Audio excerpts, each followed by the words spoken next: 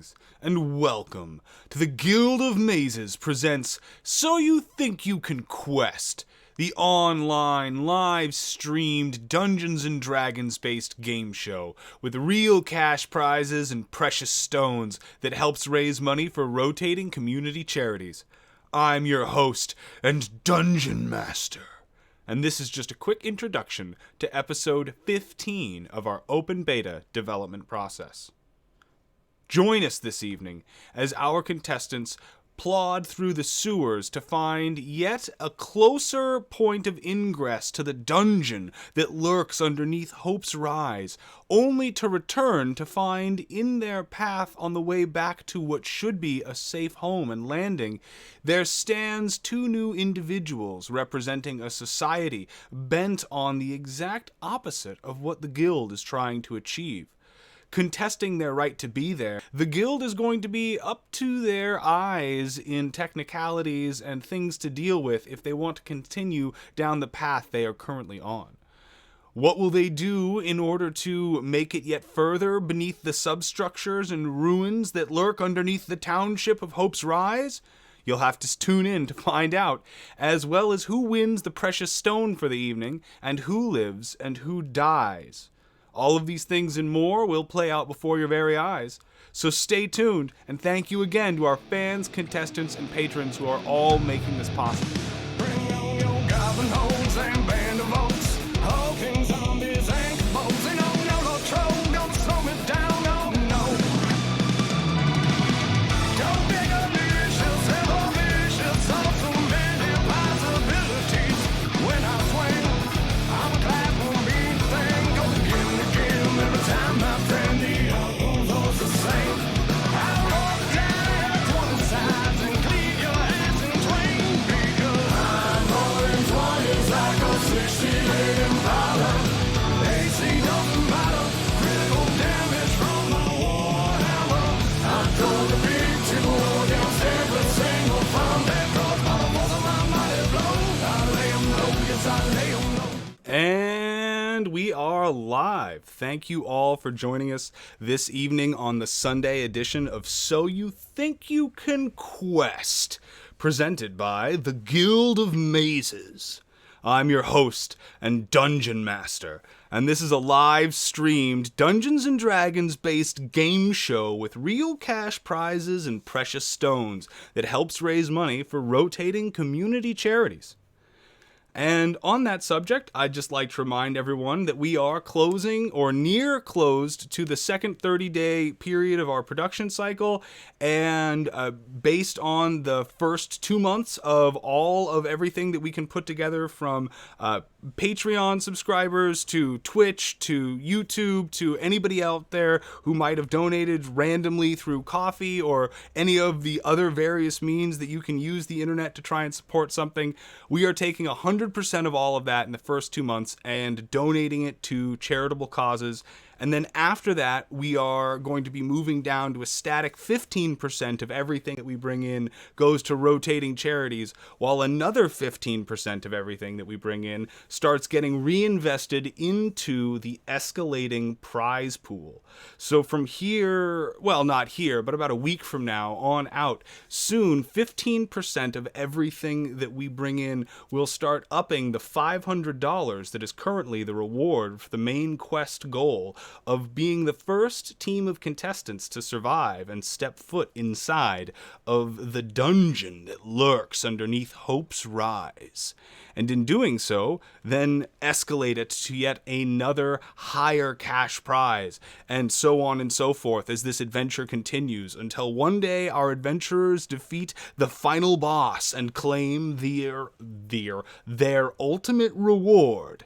So from there, I'm going to do a quick thank you to all of our fans and contestants, as well as the artists that you will see in terms of the people who've done token art that we've purchased through Roll20, as well as those who have supplied the art for the backgrounds that you'll be seeing us do the maps on. Of course, the Overland map was inked and colored and is an original piece of art that I put together over this summer through dozens and dozens of hours of learning graphic design on the fly. But all of that aside, I think the most important thing now is to remember that if it weren't for the bands and the artists and all of the people that we stand on the shoulders of right now, including the game designers of Dungeons and Dragons and the very generous hosts over at Roll20 who've put together the software that we're using to clerk and run this entire contest on, so that everybody has a nice visual map and easy interface to get involved in something rapidly from the audience. Thank you all very much, and of course, if there's anything that you'd like credit for that is not currently being credited, please get in contact with the show. And then we're on to the description of what happened in the last episode. You see, our contestants had, well, decided that after that encounter in the sewers with the flesh abomination that had been forged by the blood sigil, that they were going to sleep it off and regain their health and spell slots and also enjoy the perks of upgrading to level 4. And then hopefully the next day spend some of their hard-earned gold. But it was in this time period, however, that the sewers were left unmonitored, and the guards not returning with the good-intentioned priestesses who had swore that they would return with them.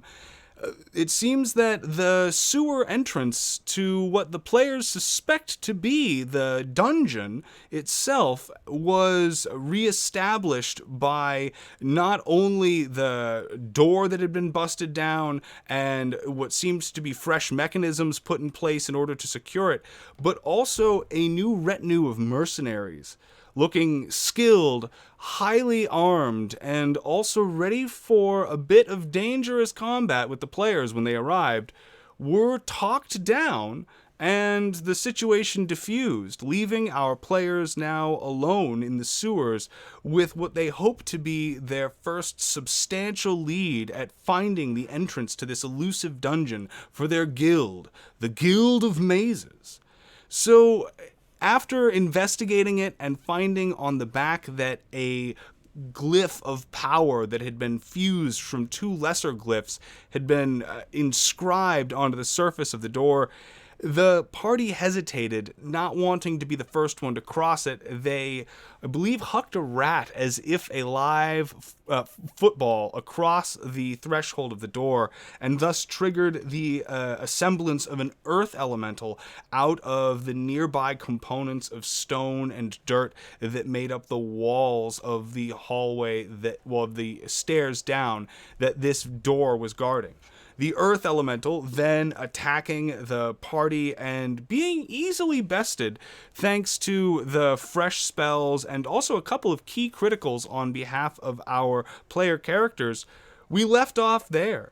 Now, with an open doorway before them going yet deeper into the substructure beneath Hope's Rise and its sort of ancient provenance, the party has a question before them. Will they continue yet deeper, or will they return to the surface and continue their parley with the guard in hopes of establishing more of a presence here and getting to the root of what had happened to the priestesses the day before and what exactly is going on with the fetid altar to the corrupt goddess Slurgia that is nearby to this other entrance that they are currently pursuing, but too heavily fortified for them to pursue it as a current tenable option. All of these questions and more will surely be asked, and some of them may even be answered as we get going this evening. But you will have to stay tuned to find out who lives and who dies and who wins a precious stone. So without further ado, welcome our 4 primary contestants from last week are all returning, as well as a new contestant who will be joining us in the role of a barbarian by the name of Yane. And without further ado, I will get us switched over to our party. All right, everyone, we are about to go live, so buckle up because it's time to quest.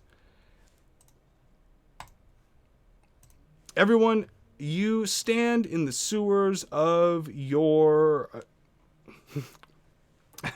Indeed, the sewers are sick. You stand in the rubble and ruin of your victory as this earth elemental has shattered into all of these tiny bits of stone and debris that are now scattered all over what was already a cramped and fairly dirty environment.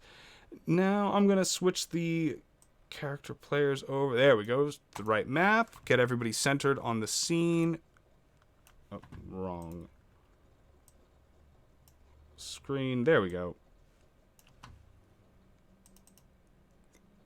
The two armed individuals standing to the north of the party right now, it is important to note, are the guards from last time, both of them having survived the encounter. They are not brigands or otherwise ne'er-do-wells come to do you harm.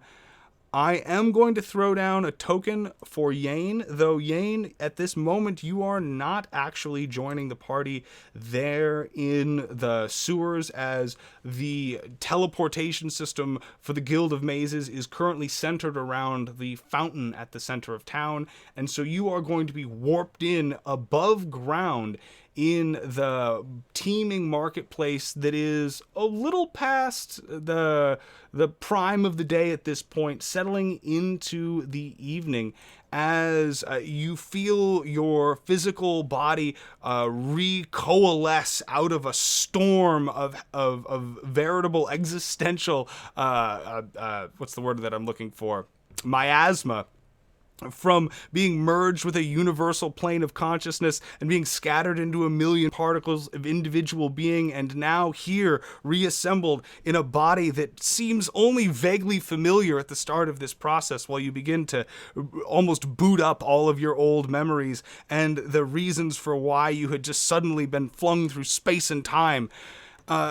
Nobody seems to be paying much mind, as it seems in the last several days many people have appeared in a similar manner in the center of town, looking bewildered, vomiting their guts out, and then getting about their day. So none of the townsfolk stop you, and I will give you a moment to gather yourself and think about what your approach to this situation might be. You are currently well aware of the party's situation beneath the Temple of Yonqua. You don't have up-to-the-minute details as far as what's happening this very second, but when you were dispatched from the gathering hall at the Guild of Mazes, you were up to date on the fact that they had at very least recently defeated an elemental of some kind and were standing on the precipice of potentially journeying yet further still deeper into the earth and rock beneath Hope's Rise, and closer yet to the dungeon that your guild so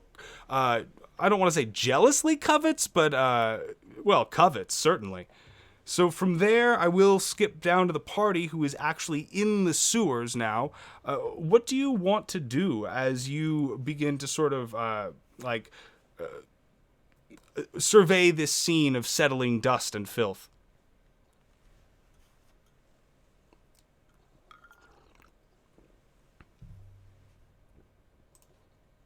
Oh, hold on. Let me make sure. Yeah, there we go. Adjusting the audio for everybody. He's gonna look and see if the rune is gone, or if this is a trick. So the glyph on the back of the door is still there.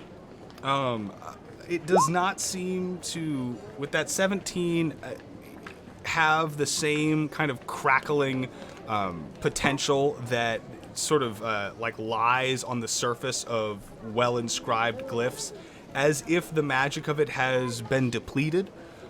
Whether or not that's a temporary thing or something that is permanent, you don't really know, and you also kind of lack the expertise to know for sure. I'm fighter. I'll do the fighter test. I'm gonna walk across it. Okay. Doing the fighter test and walking across it, you are going to find that you are able to stride across without causing any further elementals to be summoned, and there don't seem to be any other traps awaiting you on this threshold as your boot sets down on the stone step of the other side and you stare off into the darkness. I remember my briefing including something about a fire trap that reset pretty quickly after 20 seconds or so. So I'm not going to take any time. I'm going to run right across after him. Okay. Once I see Zaris go, I'm gonna like follow real close behind. Yeah, I'll go. I'll join her. All right. Heading into the like just past that threshold of the door and the staircase that leads down, the guards behind you are going to show hesitance as they do not share your similar opinions about the safety of this situation and having seen what just happened, and neither of them being equipped as spellcasters or individuals to thwart that sort of threat on their own. They're going to linger and just sort of, rub the back of their neck and look at each other and look at the room and say, well, it seems like there's a lot of things around here that need to be accounted for and looked at and inventoried. Yes, inventoried. Yes, that's a good one. Yes, so we're going to remain here for now. I'll turn back to I'm sorry. Oh, and they're just going to continue kind of rambling on in that same manner, insisting that they're demonstrating the better part of valor at this moment. I'll turn to him and say, "Come on, guys, we did great. You were a big help. Look, we're all across. We're safe. Let's go." Go ahead and give me a persuasion check. Or a deception in that case, having insisted that they would in fact be safe. So with an 8, yeah, neither one of them are buying that. They're gonna say, well, it's important that there's a chain of unspoken word for the report to get back to the lieutenant. So we're going to make sure that we at least have something together for her. If you want to continue on, that's fine. But we're going to wait for the moment. It seems the right thing. I trust you to do what's best. Might I suggest you keep an armed presence here to keep those brigands from coming back and just locking us down here? Well, that's exactly what we're doing. Right. That's a great idea that we had from the beginning of this. As a matter of fact, we'll be here providing an armed presence so that those brigands don't come back and lock you down in the depths of that staircase.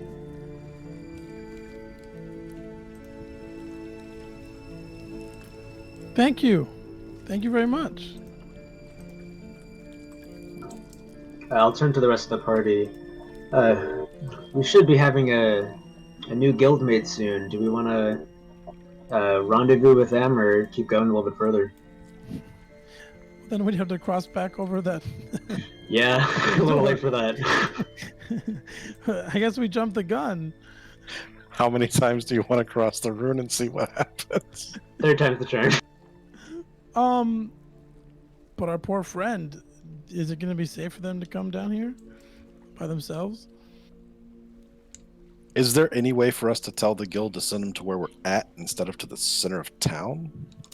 You can use your guild pieces to perform a teleportation ritual that basically on your end you create a beacon and then your companion can teleport to that beacon at their earliest convenience. They still, of course, incur the hour of sickness, so that's going to be something that your companion topside will be dealing with. The question is, do you want to wait for them? How does that work? Pardon?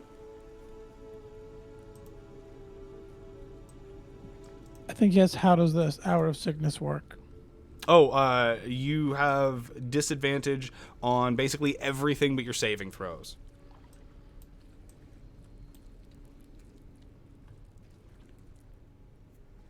Okay. Well, what do you guys think? We can go back and get him, or we stay down here and do the ritual. They're gonna be sick already, right? For an hour, like from now. Yeah, they're already sick. Yes. Double sick. Okay. So, if you want, I can set up the beacon. I'll use my beacon. My beacon. Sure. Set up your beautiful beacon on the flat in front of us. Okay, I'm gonna take my shirt off and kind of like use that as a blanket for the beacon. Okay. The Then ritual then I takes sit the beacon. 10 minutes, and after that, your companion will be basically made aware of the fact that there is an active beacon within proximity that they can teleport to. So that's a great time to cut now over to Yane. Yane, your guild piece begins flashing not more than 5-10 minutes after you arrive in the town, indicating that your guildmates are eager for you to join them. Of course, you are still currently topside and your own person, so you can do whatever you'd like in this situation. People are passing by and otherwise getting ready to kind of start settling in for the evening, but the town is still busy enough that you could probably accomplish almost any number of things here in the town square rather rapidly. What would you like to do? Sick. I'm just like looking down and I'm like, yeah, and then I put it in my pocket. So wait, what time of the day did you say it was? It's early evening at this point. You're looking at the equivalent of about like 4. It's not. The sun is beginning to red and turn orange in the distance, but twilight has not yet begun. Okay.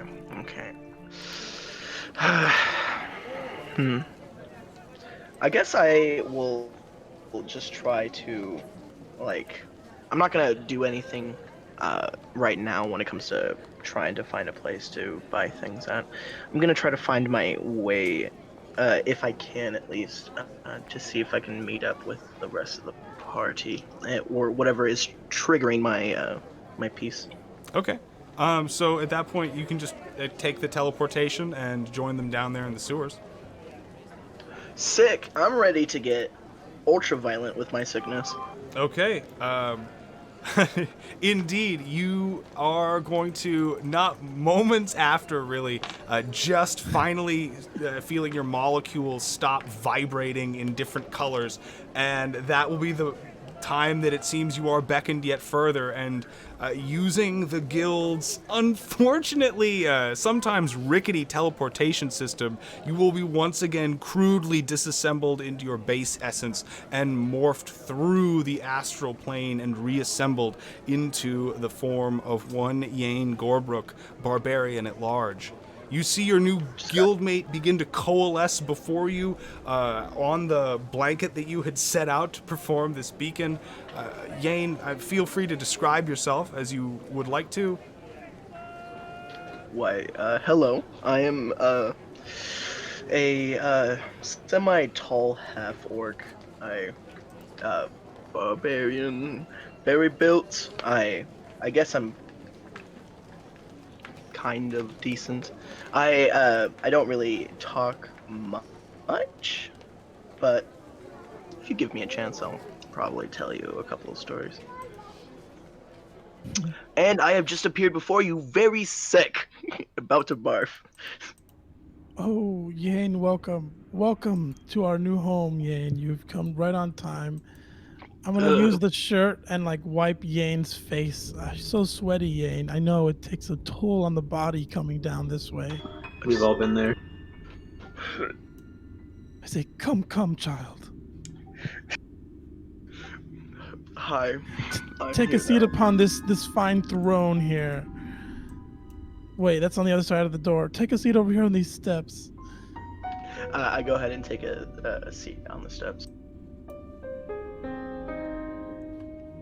Good job. Right. So Just he's gonna be sick for a while. Do you guys want to sit down and recuperate a little bit while we wait for him to be able to walk straight? Probably be Can better we take a to short rest or something? have him be able to walk straight than try to drag short- him along. Short rest Yeah. should be an hour. Short rest sounds good. Actually, it's 45 minutes. You're welcome. Hey, Using I have the an power idea. of the accommodating hippogriff, you will be able to reduce that to only a 45-minute wait period. Of course, your companion will still have another 10 to 15 minutes to wait to shake off that sickness, as it's not affected by the accommodating hippogriff's generous zodiac ability. Now, during this time, is there anything that anyone wants to accomplish specifically while they are waiting on their companion to regain their fortitude? I'd like to listen to see if I can hear anything from further down the hallway. Okay, go ahead and give me a perception check, please. All right. You are going to be listening down, waiting to hear if there's any sort of like sounds of movement or like water or wind that might indicate a close by passage that's just out of sight into the darkness. And as you're doing so, you begin to hear these far off noises that sound just so engrossing and so telling, perhaps, of the presence of maybe some creature or monster down in the depths, that you begin to distract the rest of your companions. And you are going to unfortunately not notice, as it looks like the guards that were claiming to hang around and keep this place safe, as they are seeing you sit there idly in the threshold of this door, they are going to file up and out of this room, out of eyesight. And by the time you turn around, they're not going to be really anywhere to be seen.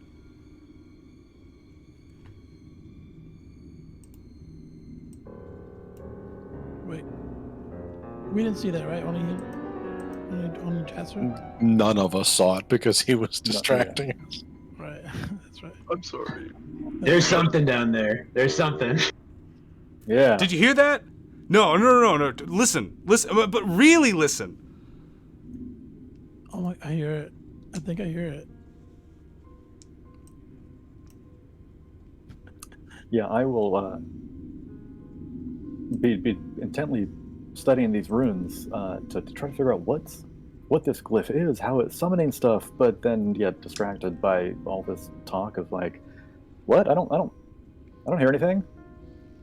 Okay, I'll stop being so loud in my scribbling notes and listen. Yeah. No. All right. That could just nothing. be the sickness. I don't know. That is going to be enough to recover your companion's stomach and senses, as well as accomplish that short rest. So, really, the question now is, does the party continue deeper in yet still, or will they wait for the time being yet longer to see what has come of the guard that has slipped their attention?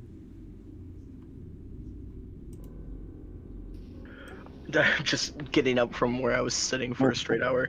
I think I'm good. Good. You're Have a drink of this, and we're going that way as he points down the stairs. Which way?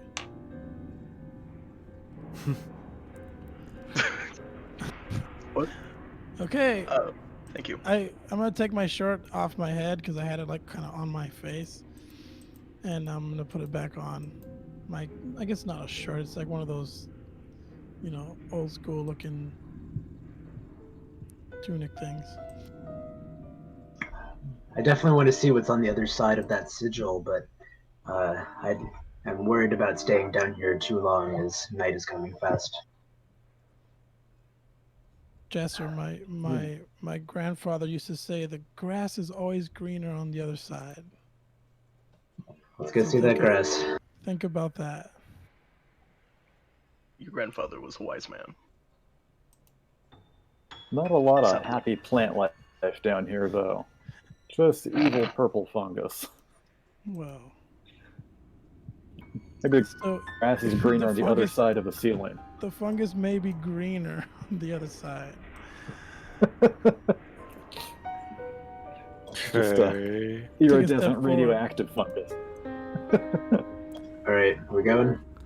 I'm Okay. ready. What is the marching order as the party descends deeper into the depths of Hope's Rise's many-layered substructure that has accumulated over a course of thousands and thousands of years in ages both named and unnamed?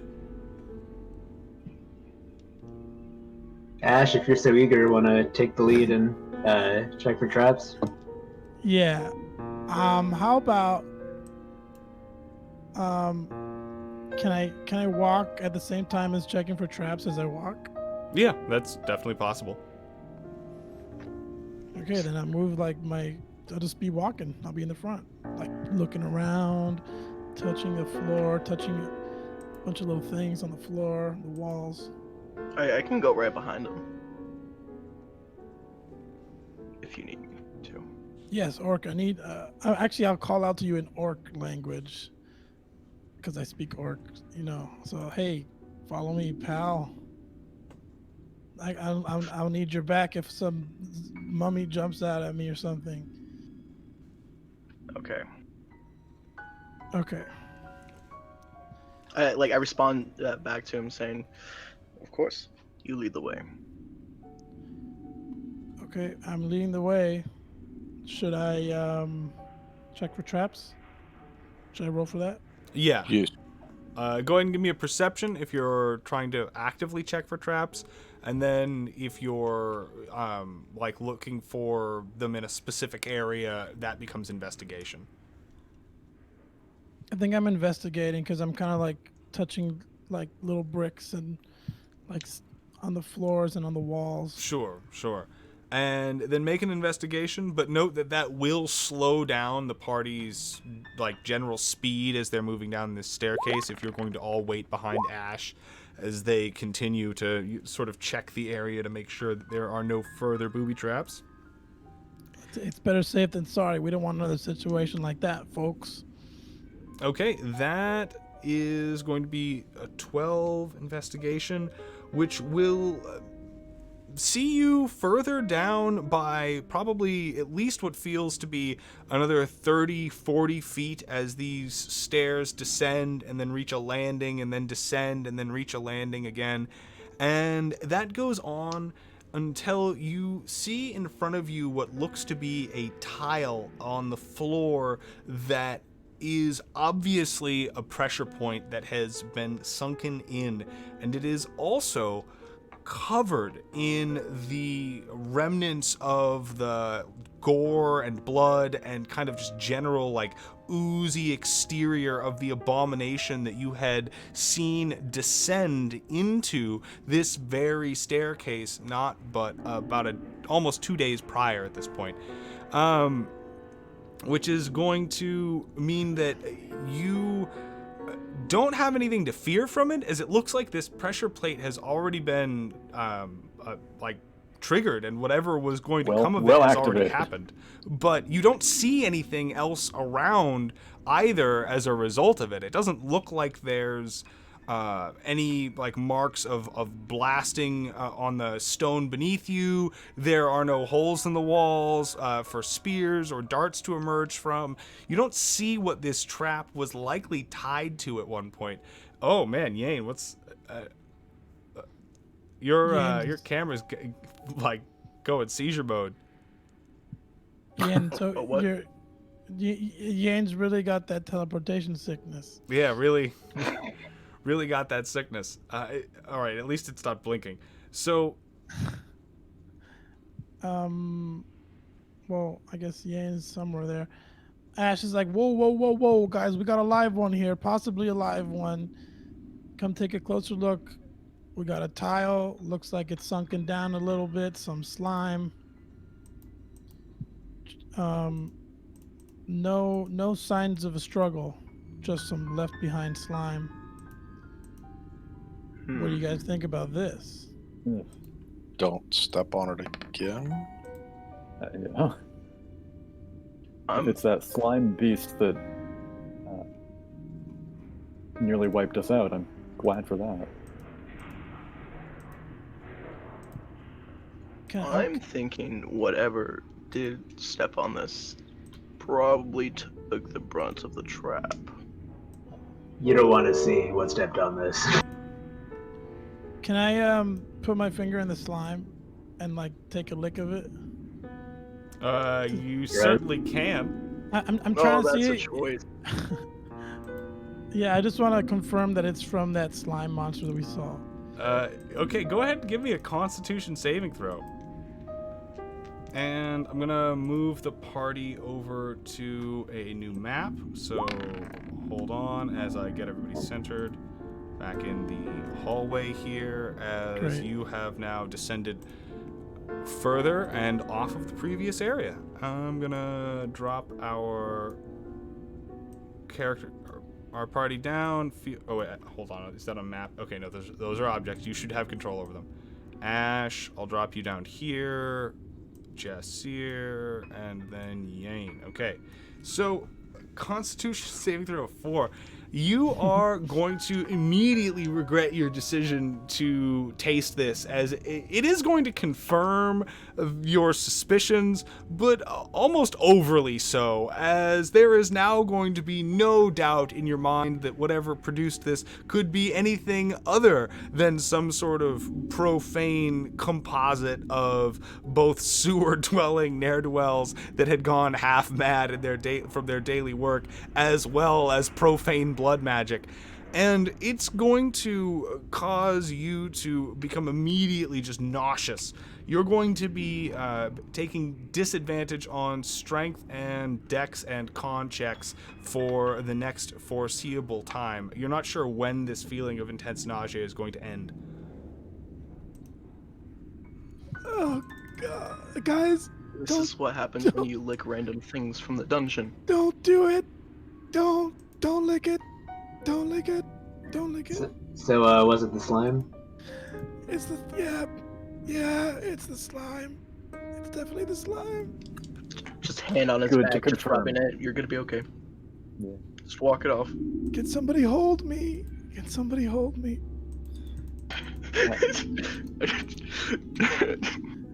I Never grab mind. him, just like, you're good, you're good. Okay, thank you. All right. I feel like I'm at a disadvantage now. Something's wrong. Sure, you don't want to double check it? Yeah. Okay. Could Well, be. you guys. Could be an acquired taste. Maybe someone else should take the point this time. I think I've proven might not be the wisest choice.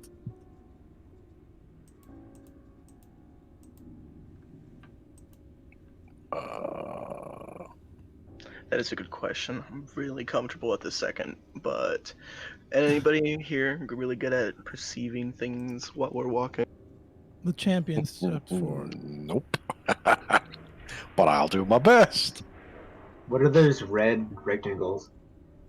Those are, I just put those down to represent the pressure plate that Don't lick that. had been discovered. Okay, cool. Whatever you do, don't lick those red squares. I'm going to do my best to check for traps and continue to walk forward in front. Okay. In doing so, you can check for traps via investigation or perception.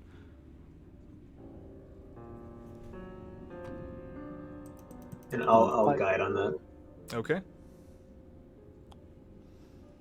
If you want to take the floor, I can take the walls and ceiling. Okay.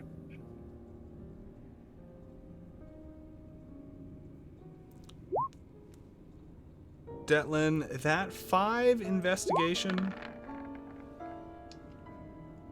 All right, and then that 24 investigation from Oh, yeah, Zaris. there was something on the walls or ceiling. You are going to be very confident that there is nothing in the walls or ceiling as you continue further down, but it will get the floor. Party actually safely down yet to the end of this tunnel, not too much Dang. further, as you see that it is collapsed from either side.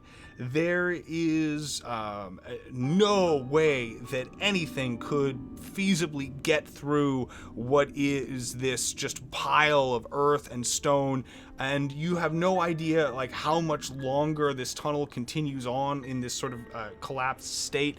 and looking around at the puddle of blood and abomination fluid that you're standing in, it seems likely that this was what caused that creature to turn its course after it had descended here in the first place back several sessions ago when it had returned from the depths to attack the party while they were investigating the lair of those sewer dwellers. So that 24 investigation, however, though, looking at the walls and ceilings, you are going to notice, Zarus, that it seems over here, let me make sure I've got the right tool, to the... nope. Oh, why? Why is the lighting tool always against me? It seems that the wall itself has collapsed, and that there might actually be an exposure of some sort of natural cavern not far beyond the brickwork that you see there.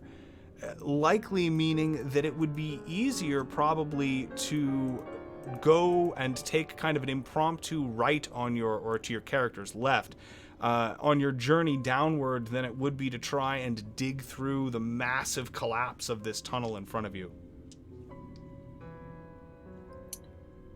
Okay. Guys, take a look at this wall here. This is also destroyed. This place is not quite up to code. But it looks like it's easier to get through. Well, the last collapsed wall sure was exciting, so let's go. Here, I'll just start picking up rocks and chucking them. Let me pick up those stones for you guys. I've been working out a lot, Okay. Yeah. so I'm gonna just start picking up some stones. I'll help. Yeah, I'll Alright. do it. Team building exercise. Go ahead Yeah. and give me Let athletics checks then in order to try and move and get as much of this cleared out of the way as fast as possible. I will remind you will be making your athletics checks at disadvantage, Ash, after having consumed some of that abominable fluid.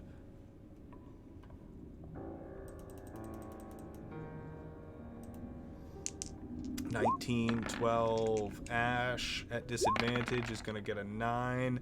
So it looks like with the roles being presented that the labor here is going well enough, but you find that without proper tools and also now towards the end of the day and having already just nearly died in conflict with some sort of magical entity not but a couple hours ago, that this work is slow going and you feel the nerves beginning to rack up in the back of your mind, making you hesitate as you would go to pull any stone or piece of debris out of your way and worry that it might otherwise unleash some flurry of traps or another potential cave-in.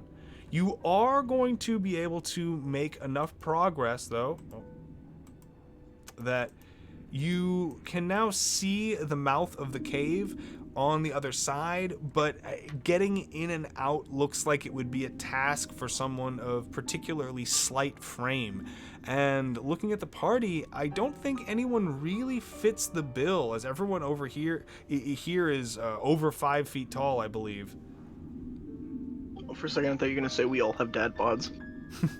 Yeah, everyone's just been drinking and not doing their cardio. I Whoa. can't relate more. This character's me. Well, looks like a job for morning. For who? For tomorrow morning. Oh, yeah. Yeah. I Maybe we wonder can if I'll get feel some. better tomorrow. I don't know where we want to Hopefully. sleep. I don't know if this kind of crammed in the corner is the best place to camp out for tonight, but otherwise we would have to cross the sigil again. How about on that puddle Yeah. of blood? Maybe we can sleep in there. Yeah, perfect. Nice old warm puddle of mud. We can cover ourselves in it and camouflage. There are beds Good. just I a can little just tuck north of here. myself under the rocks just a bit. those comfy beds just a few dozen feet Hop, above skip, and us. a... Just it's right, you guys. Zars, do you want to check out the that sigil? See if you can tell if it's been reactivated at all. Oh, that sounds fantastic. Yes, I'd love to be able to figure out more about it. I'll make my way back. Yeah, I'll start. I'll join him. Careful that pressure plate. All right. And see what I can glean from my notes that I had taken. And So comparing Zaris them and against what it looked Jasir, like. you're headed up. Detlin and Yane and Ash, are you going to remain where you are? I think you're going to cover yourself in blood and mud first, right? That sounds great. No, I decided not to touch any of the fluids around here anymore. Okay, good. Yeah, it's probably best. You know, I after that touching that slime, I just don't feel safe being down here by myself. So I think I feel safe when I'm with the cleric. You know, so I'm gonna go follow them. I'll pour Ash a mug of water and say, "Here's something you can actually drink." Oh wow, thank you so much for this water. And I'm gonna drink it, but like my hand is like shaking, so I'm gonna probably spill like half of it and like only get part of it. Oh yeah. Yane is probably gonna follow through with the rest. Okay. If everyone is returning back then to the top of the landing to investigate, I will shift the map over back to where we have come from.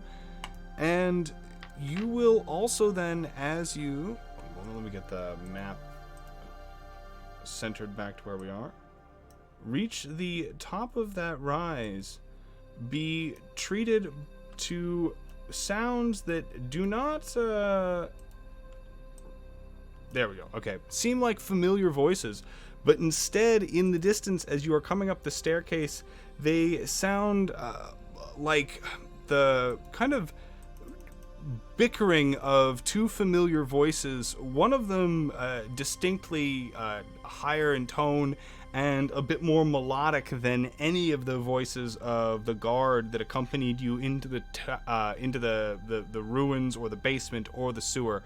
So you're not sure at this moment who exactly awaits you in the room above, but you can definitely hear them from your position down here on this landing, that they are kind of strolling around in that room and talking in hurried tones between each other. Sounds like it could be that poor couple who was scavenging. You might be right. Can anybody see them? I am not Can familiar I with listen this to see if I can hear them a little better? See if I can identify them? As you can. Okay. Go ahead and give me a perception check.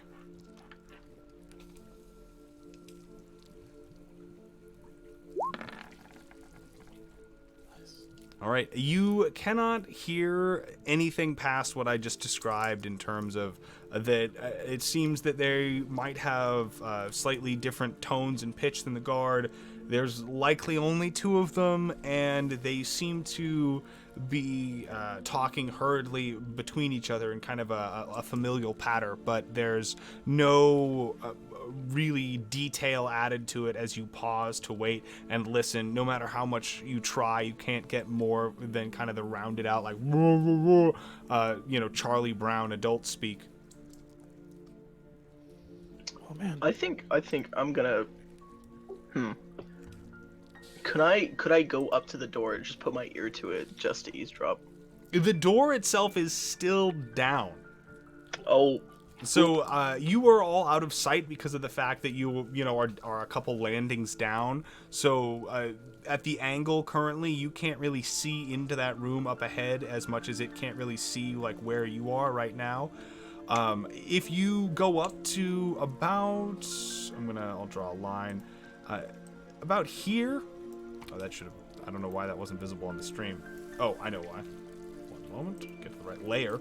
So Not if you go up versatility, to yeah. here on this staircase, like right at the base of this stair before the door, then you'll be able to see into that room.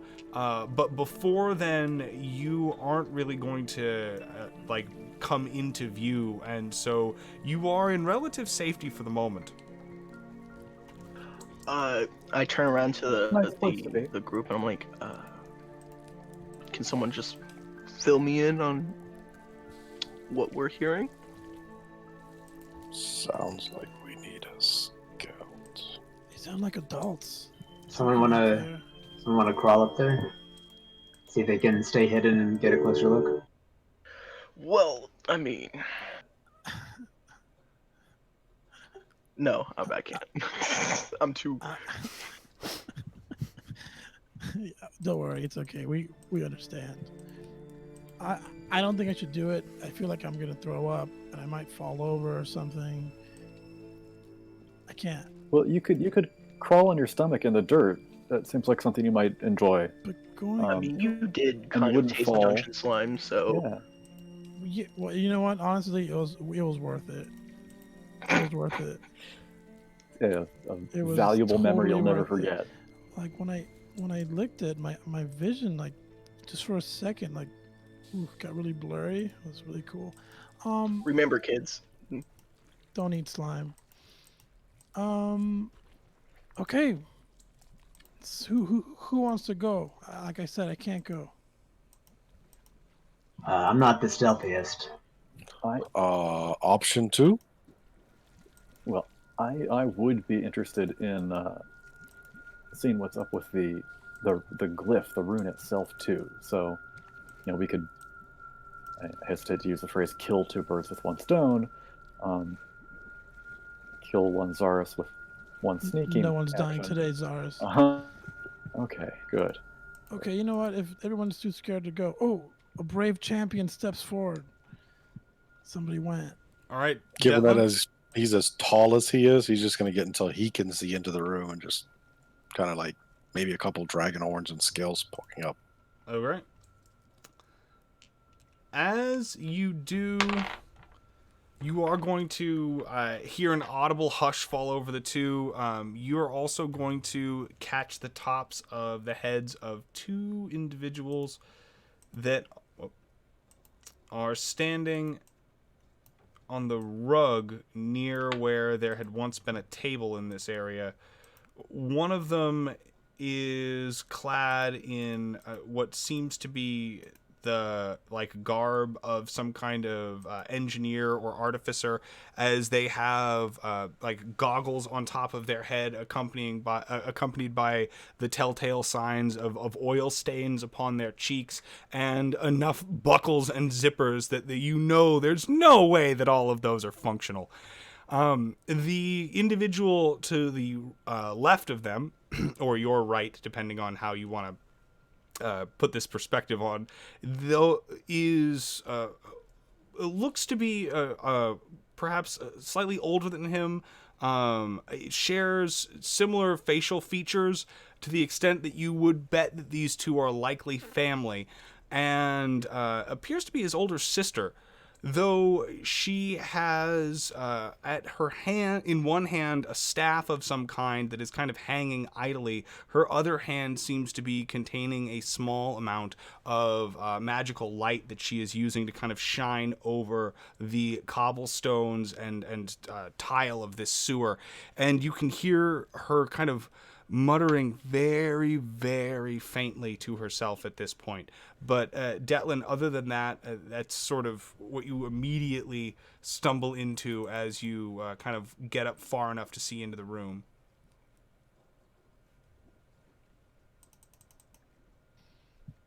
What do you see?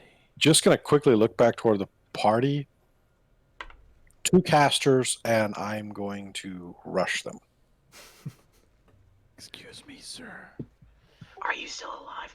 Oh, okay, bye. All right. What? It might be fun.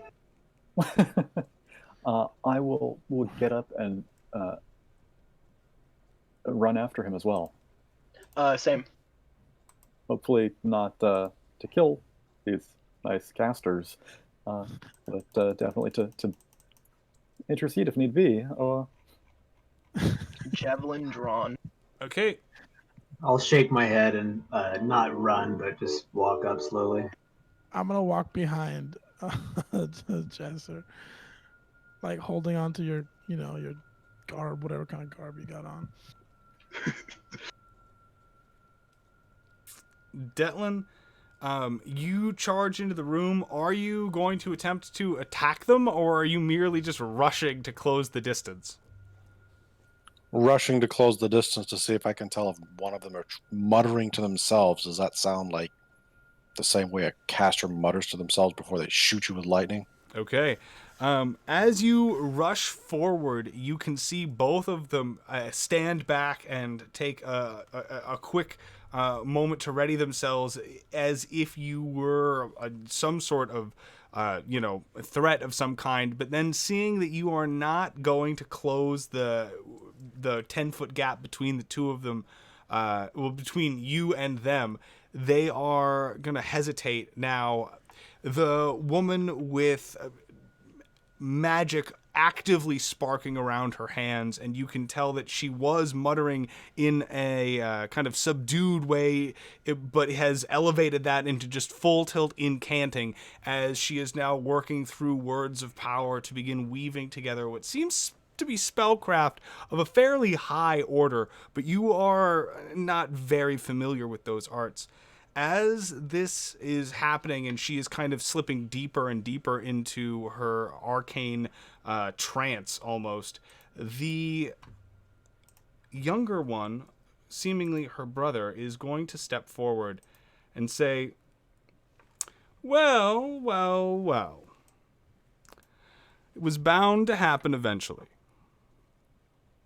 But I'm going to have to tell all of you, I'm afraid, that you're not welcome here, and the Guild of Mazes can clear out as far as we're concerned.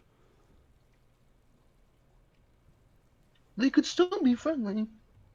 I'd like to see if I can tell what she's casting. Go ahead and give me an Arcana check.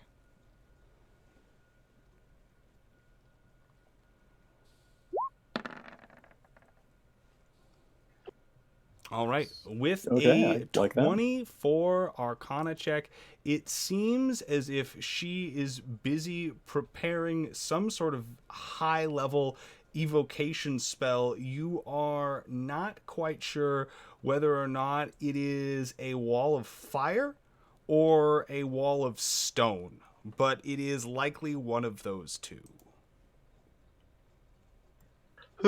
Okay. Interesting. Hey, folks, spread out. We got a bad wall coming up. So, without wasting too much of her time, because she's in the middle of doing this, he's literally going to grit teeth, point the glaive at her, and say, "Stop or die." You know, she could say the very same thing at this moment.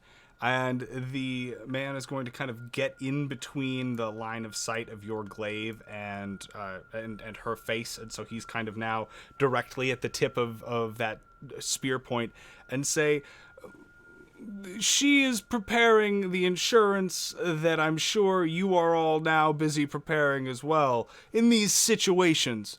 But let's all just calm ourselves. There's no need for any blood to be spilled right now. I'm just kindly asking that the Guild of Mazes leaves before there are any further incidents. You see, this situation is firmly in hand. Question. Yeah. This lady, is she in my line of sight? Based on where your token is, you said you were charging up with Detlin?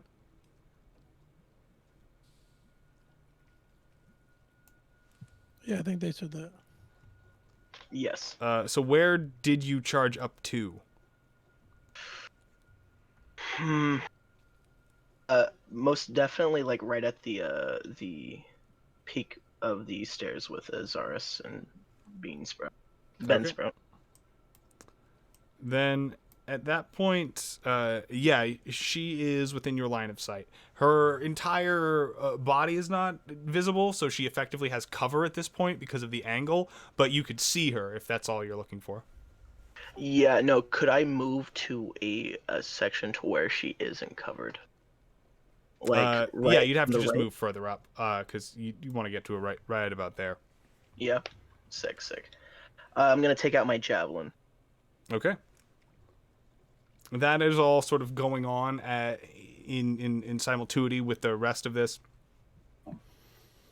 You can hear the man standing between Detlin and the woman who is casting is still actively saying that the Guild of Mazes needs to leave. I'm gonna kind of see what's going on, and I'm gonna walk up with my hands raised in peaceful approach and say, "All right, there's no need for us to fight. We're just looking to get some information. What is it? What's your problem with the guild, and what are you doing down here?" He is going to look you up and down and wipe a bit of the oil off of his cheek and say, I will have you know that I represent the Society of Weights and Measures, and we already have a contract regarding this area, and so you'll do wise to clear out. If I may ask, what's the contract? We are the Society of Weights and Measures. We have but only one purpose. Now, the details of exactly what we have been hired to do is of no concern to you, Maze Rat. So what you're saying is you're here to measure and weigh the stones. Yes, that is a function of exactly what we are doing here. Now, if you'll leave us to our geological survey, we can get back to doing things in a manner that is befitting the severity of the situation and not so amateurish and bullheaded. And believe me, my sister will not unleash an arcane torrent upon you if you do not test us. But her talents are readied and primed to drown you all in a necessary storm of magic, should the occasion arise.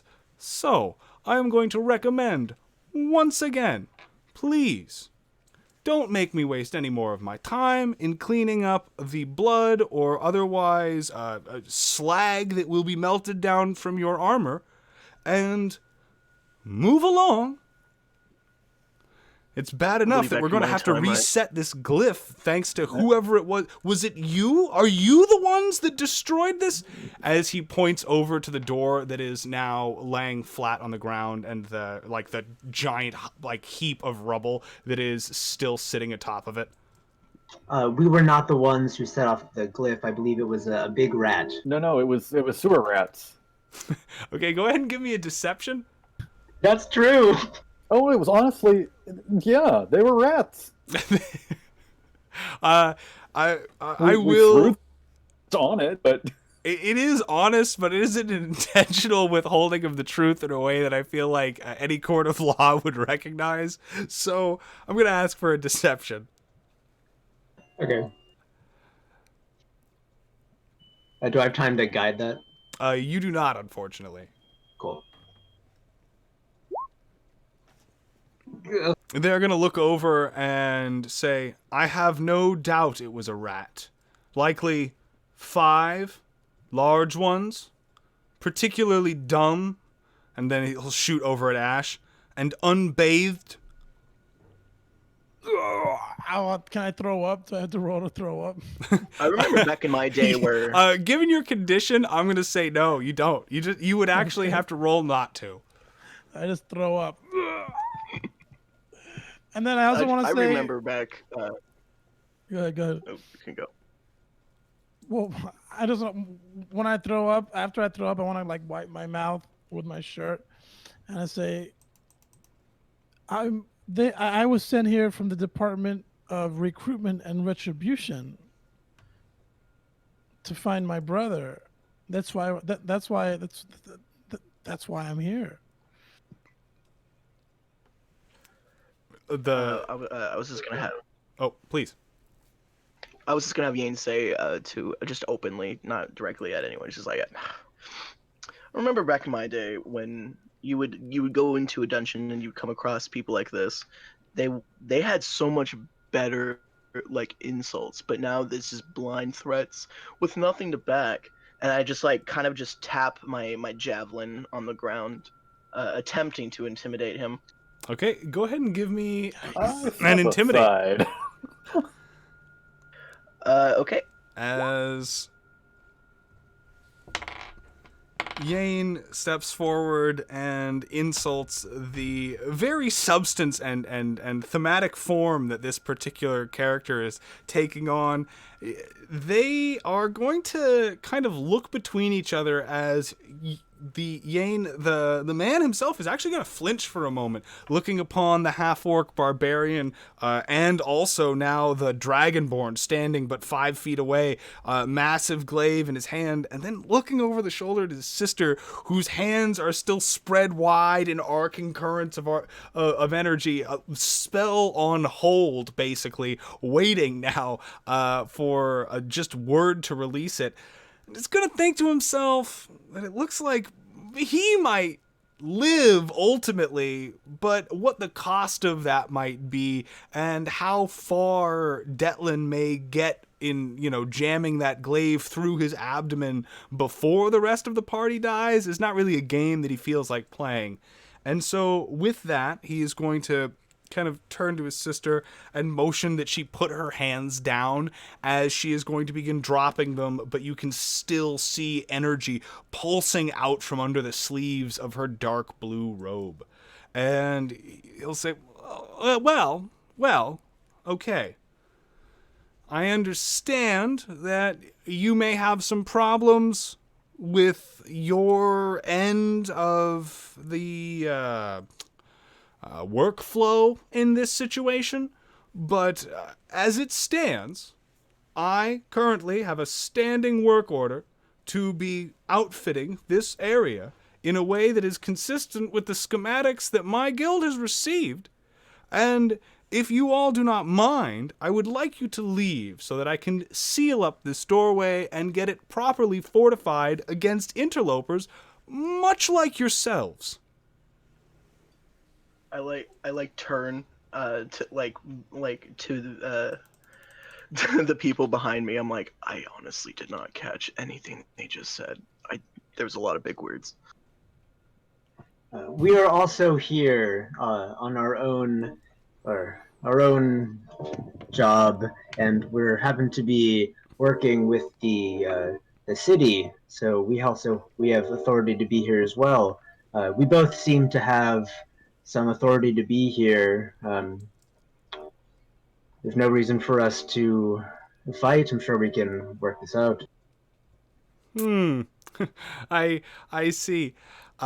You must be new. Yes, I am. I see. Well, let me explain this to you in finer detail. You work for the Guild of Mazes. I work for the Society of Weights and Measures, which, despite its name, is still technically, in legal standing, a guild within all of Eidolon. And it seems that you must have all missed the basic 101 of guild history, in that we don't particularly, and his eyes will narrow, care for each other very much.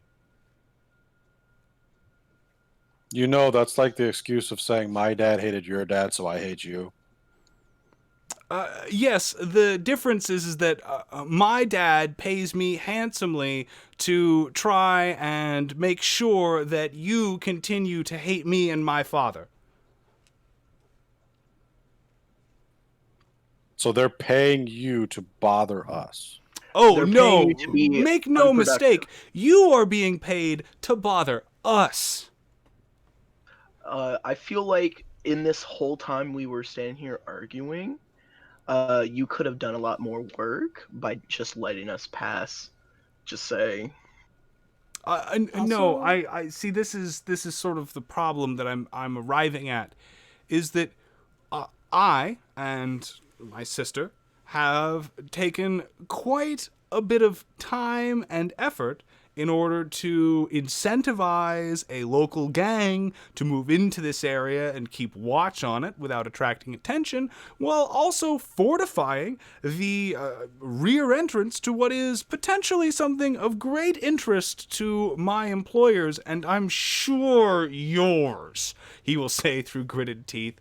Now, if your guild of grave robbers is satisfied with the macabre, ghoulish behavior of wandering into areas in which you are unwelcome, that were formerly people's homes, in which they have been now murdered due to their involvement, unwillingly I might add, in the escalation of nearby events, he's going to flare his eyes and kind of motion over to the section of the sewers that the altar of Slurgia is in.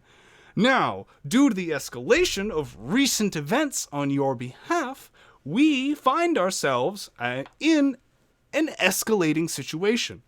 And to have arrived to find out that you've also dispatched the mercenaries that we hired to guard this place in the interim, I don't know how to see this as anything but a direct act of aggression, routinely against what is my employer operating in good faith on behalf of this township and perhaps continent. So, Are you calling? I got a great idea. So, let me make sure I understand. The guys who live here got killed by the thing that we killed. Then you hired other people to come here to guard this place, which we walked in and they got scared and walked away. How about you pay us, we guard the gate? I'm sorry, they're alive? Yeah, we don't have to kill. We don't kill people we don't have to. We told them to go away. No. This is very important. You'll see he pulls out a small piece of paper from one of the pockets on his breast and will begin scribbling down, note to self, find and murder, and then begin tucking it back into the same pocket that it came from rather unceremoniously. Now, the problem with that, you see, is that I know what your guild is up to. There's only one reason you're here, and this story about finding that sick tiefling's brother, while endearing, I'm sure, is only so much of the icing, if you will, on top of what is the substance of this event that is transpiring actively around us. So, I am going to need all of you to leave, because I cannot fortify this area and also have you coming and going from it in a way that means that it is passable and thus not fortified. I have been contracted to make sure that this area, much like several other key areas in this sewers, remain impenetrable to all but basically anyone but the very founders of my society, and anyone that we say has our permission to pass by. So I'm going to need all of you to leave. I want to make sure I'm getting you clear. Did you say the altar of Slurgia was in good faith? No. We are protecting this area in good faith on behalf of this community and our employers. That altar and the people who are attached to it are something that we are currently well aware of, and it is a problem that we are working to mitigate. And what we don't need right now is a bunch of, frankly, wet behind the ears adventurers storming into the sewers and creating all kinds of a ruckus and drawing their attention to something that could have easily been forgotten about. But now there's a second staircase that everybody is concerned about and everyone thinks might be potentially leading to the same place that they already have what in their minds was complete control over. So they're going to begin checking out. our little encampment here, which is just around the corner. And so instead of being able to, say, quietly build up the necessary strength and supplies and advantage to one day topple their little encampment, they're going to begin trying to do the very same to us here. So you, in your blind, stupid attempts to do good, have inadvertently probably created so much more devastation and hardship that will befall both me, my sister, and everyone in this community. Excuse me, sir. Excuse me. Excuse me. You talk so much. You talk so much, sir. I'm gonna throw up. I put my hand up like this. Wait. Can I see your Sorry. ID, please? Can I see your ID, I'm sir? so- Are you going to advance in order to, or are you going to like ask him to meet you halfway? I'm gonna advance a little bit. I'm gonna ask. Can I see a badge or some ID that says you're with these people? Because if not, I'm gonna have to report you. All right. Why, certainly. I would love. And he is going to reach into one of the leather pouches at his side and produce what is a small, very thin, like stamped metal business card that depicts a series of weights and pulleys and gears and mechanisms in the background. And it will have the abbreviation for the Society of Weights and Measures, or the SWM. Swam? What is? It's really elaborate, but why would they just put 3 letters on it? Like, they go through all this work of putting these really nice detailed weights and pulleys, and then they just put 3 little letters on it. This looks like a fake. This looks like fake. It just I looks like fake. approach and I'm like, I'm sorry, sir, but can I see? Here, check Like, it out. I try to reach for the card. Wait, I kind of move so you can look at it. Check this out. What do you think of this? This He badge? just like leans over. He like leans over, like takes a look at it, and like looks at the guy, takes a look at it. He's like, yeah, it kind of looks fake.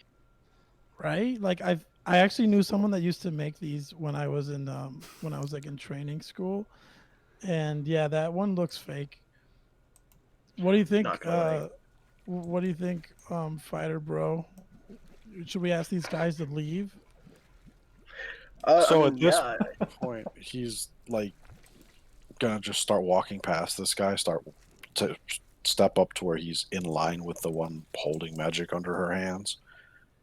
Okay. Turn back and look at the rest of the group and go, hold on, wait, are they our friends or our enemies? I don't understand. Me either. I think they're our friends. I think they're actually our friends. I take exception to that comment. I will have you know that your guild has done nothing but try to besmirch and otherwise belittle all of the professional attempts of the Society of Weights and Measures, despite our glowing track record. Just because you're capable of getting a couple of exceptions through an otherwise spotless track record, you think that we don't know what we're doing, but I will have you know that you will find yourself in a world of hurt if you do not acquiesce in this situation. I'm sure you have everything properly weighted and measured, but it didn't seem like you had that giant ball of flesh and mouths under control a couple days ago, which is why we're even here in the first place. Oh, yeah. Oh, the thing that triggered the trap that caused the collapse of the cavern so that it couldn't advance further? Oh, yes, I'm sure. I couldn't have possibly predicted that in any of my infinite wisdom. I mean, you are making it seem like that, so I was just making For sure. real. He is going to attempt to snatch his card back from you at this point. Are you going to... I actually want to like accidentally drop it. Play hot potato. with I'm- each other. Are you I'm gonna try to- I'm gonna try like to catch dropping it. it, or are you like throwing it? Like which I'm gonna drop it at my feet, like as he reaches for it, and say, "Oh, I'm so sick. I ate some slime," and drop it on the floor. He is going to look down at the card and then up at you and say, "Keep it." So it is fake, or Wait, does this mean I'm like part of the club now? Sick. Technically, we now have permission to be in here then. If you I'll really pick, think yeah, about it. I'll pick it up. Yeah. Delton's just gonna growl and bring the glaive down on his sister's head because I've asked him if they're friends twice now, and both times he said, "No, we're your enemy. So welcome to being my enemy." Chop. All right. Uh, Going for the he's gonna attack. do that. Go ahead and give me an attack roll. Oh my god, I want to run away when I see that. If I see him do that, I'm immediately gonna throw a javelin into the guy. Okay, into the dude. All right, Yeah. go for it. Let's see, 11 and the 13. All right, neither one is going to be enough to hit, unfortunately. Oh my god. We asked for this fight. We like really wanted to fight these people. Apparently, they just desperately.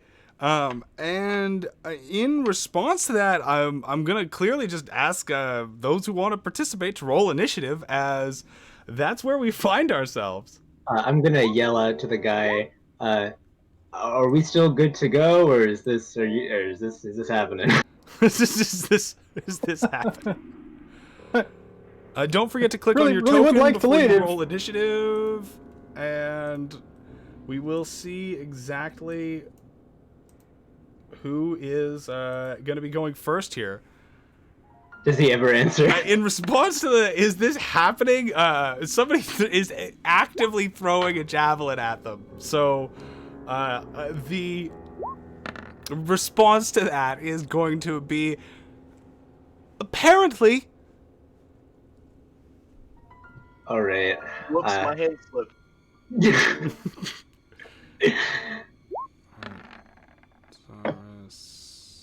Jassier is no coward and will. When he says apparently, I'm Do it gonna right. cast Sacred Flame. All right.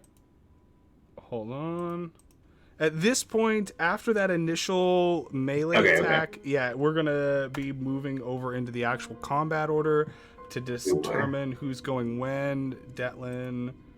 Okay, some of these made it onto the tracker, some of them didn't. Ash, I see the 8 there. Jassier, you've got the 18. Yane came in with the 10. All right, so everybody's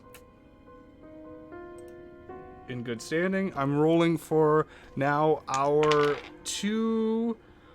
Oh, damn. All right, this is going to be on. It looks like one of them rolled a 20 and the other one rolled a 19. Oh yeah. So it is My God. happening. So that's going to be... Yay. And then it's going to be a 24. No, 23. Sorting this to the top of the order, I'm gonna put on some combat music and we're gonna see exactly what transpires here. One moment. About how long has it been since we... How long has it been since you what? Sorry. came down into the... again. I had mage armor on. that would It's been still 8 hours. be active. Okay. Good to have that in the back of my mind. At least there's that. All right. Opening this, the one with the goggles and the grease on his face is going to look at the lot of you and just shake his head and go, "See, this is exactly what I'm talking about. This is exactly what I am talking about." And they are going to simply, it looks like, reach down and grab a potion from their belt, and after imbibing it, render themselves invisible. Then, It was great knowing y'all.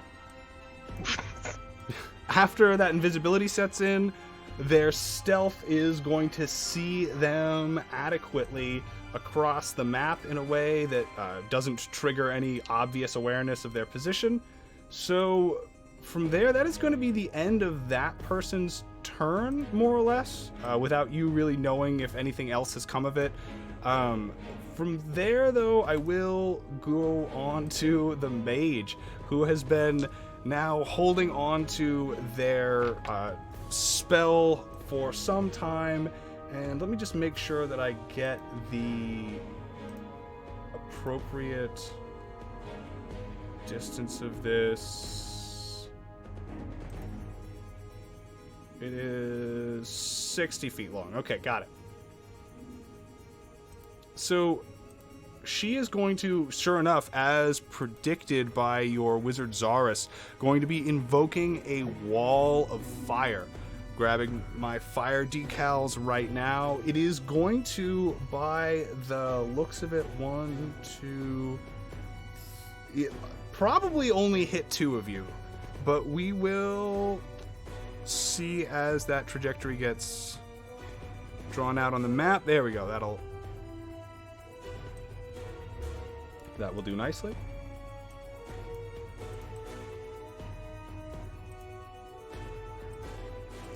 And this firewall, being 60 feet long, is going to be, I believe, okay, a little longer. Let me tidy that up. This firewall is going to hit Detlin.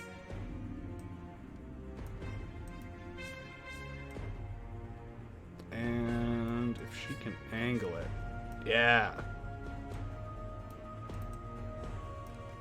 Also, it's going to manage to tag Jasir just with the end of it. So I'm going to need both of you to make dexterity saving throws.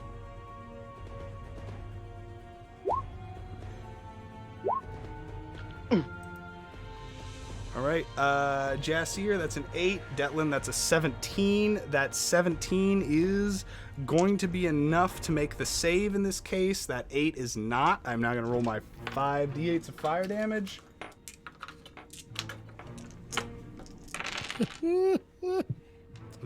Oh, nice. So that's going to be 6 plus 21. That's going to be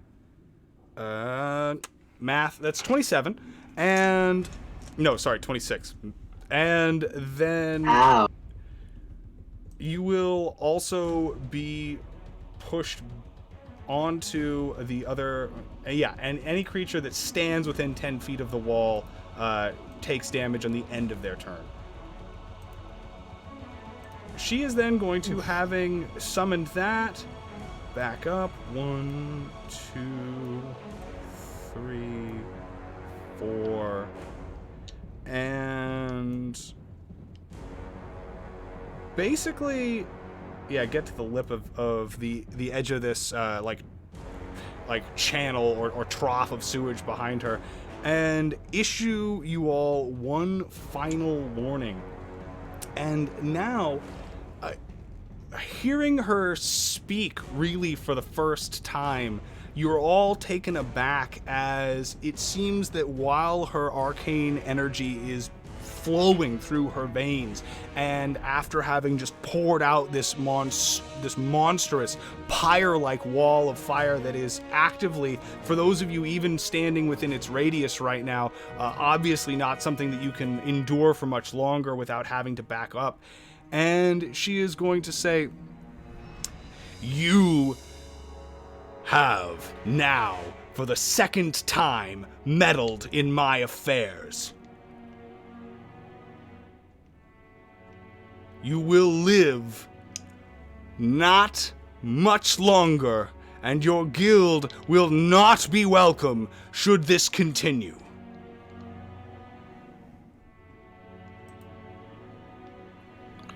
Did the 17 make the save or no? The 17 did, yes. Okay, with fire resistance, that means I take 7 total? Yes.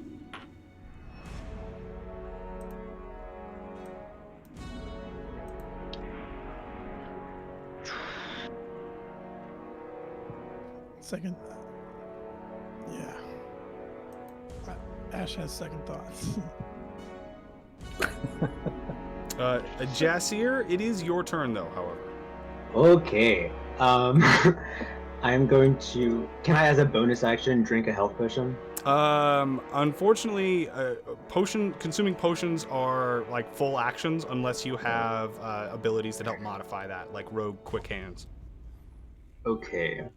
I'm gonna call out. All right. I'm sorry about our dads. We'll leave. I'm gonna use my action to. Yeah, I'll drink my health potion. I don't know how much damage I'm gonna take at the end of my turn. So I'll drink my health potion and then just like I'm booking it.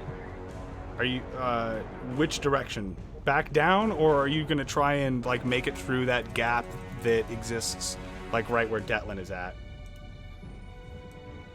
I'm gonna try to make it through that gap. Okay.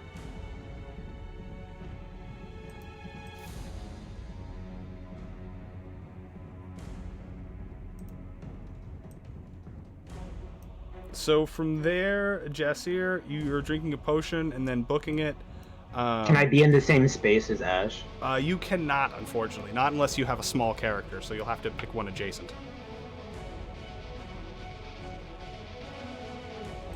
Okay. Okay. I'm just gonna like be holding my hands up. The wow, the initiative order then drops from 18 to the 11 of Detlin. Detlin, you are up. You have managed to kind of not laugh off, but certainly escape a lot of the harm that this firewall would have done, thanks to your draconic heritage and also a lucky save. How further would you like to press your luck?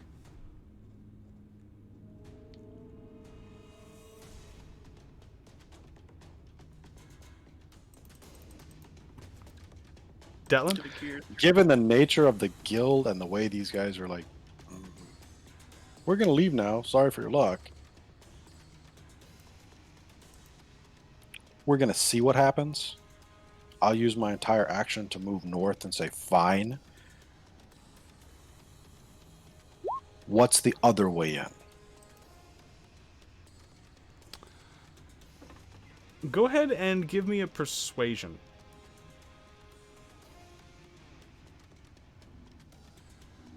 Or an intimidate, I guess, depending on what you're feeling. I'm not trying to put words in your mouth there. He doesn't With a nice talk anybody. 19, she is just going to quickly respond that there are too many to keep track of. That is the entire reason that we're down here, trying to keep us safe.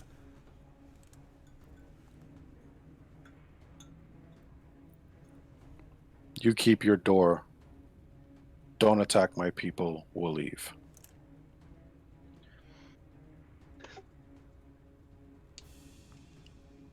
Okay. She is going to not respond immediately to that. So how would you like to spend the rest of your turn?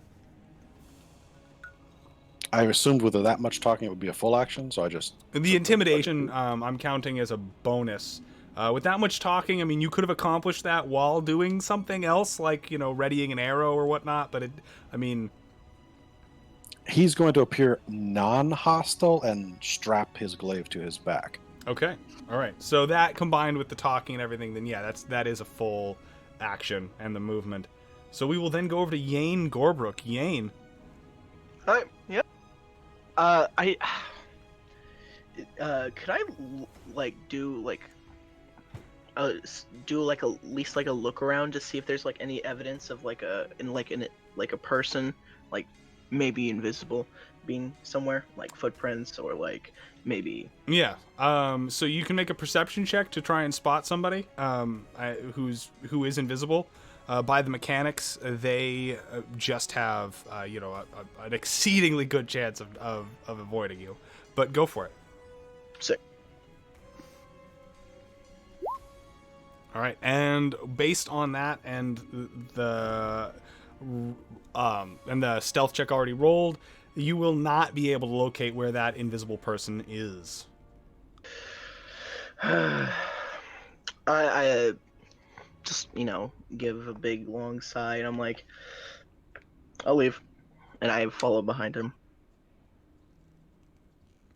All right. Go ahead and adjust your token to wherever you're moving. And then we go over to Ash. Ash Garahest, you are up. I'm gonna be shaking at my knees. I'm gonna throw up again and be like, oh my god, I almost got hit by that fire.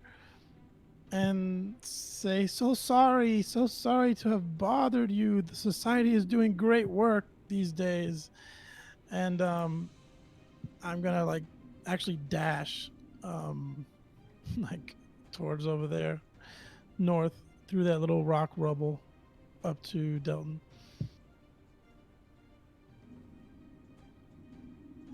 Okay. Got it. Then you're moving. I see the barbarian has moved. All right. And then at that point, if that's your turn, we'll then go to Zaris. Zaris, you are up. It seems that your companions have all managed to, at least for the moment, kind of unify in their attempts to make peace at the last second here. What are you going to do? Not cast fireball. But anyway, I will try to follow their lead and be as non-aggressive and placating as possible, and make my way around this wall of flame on the west side, following after my companions. Can I use the dash action without just bolting? I don't want to be sprinting away. I just want to be calm about it. The dash action is going to get you up to 60 feet of movement in about a 6-second period, so it's pretty hard to cover that and not be running.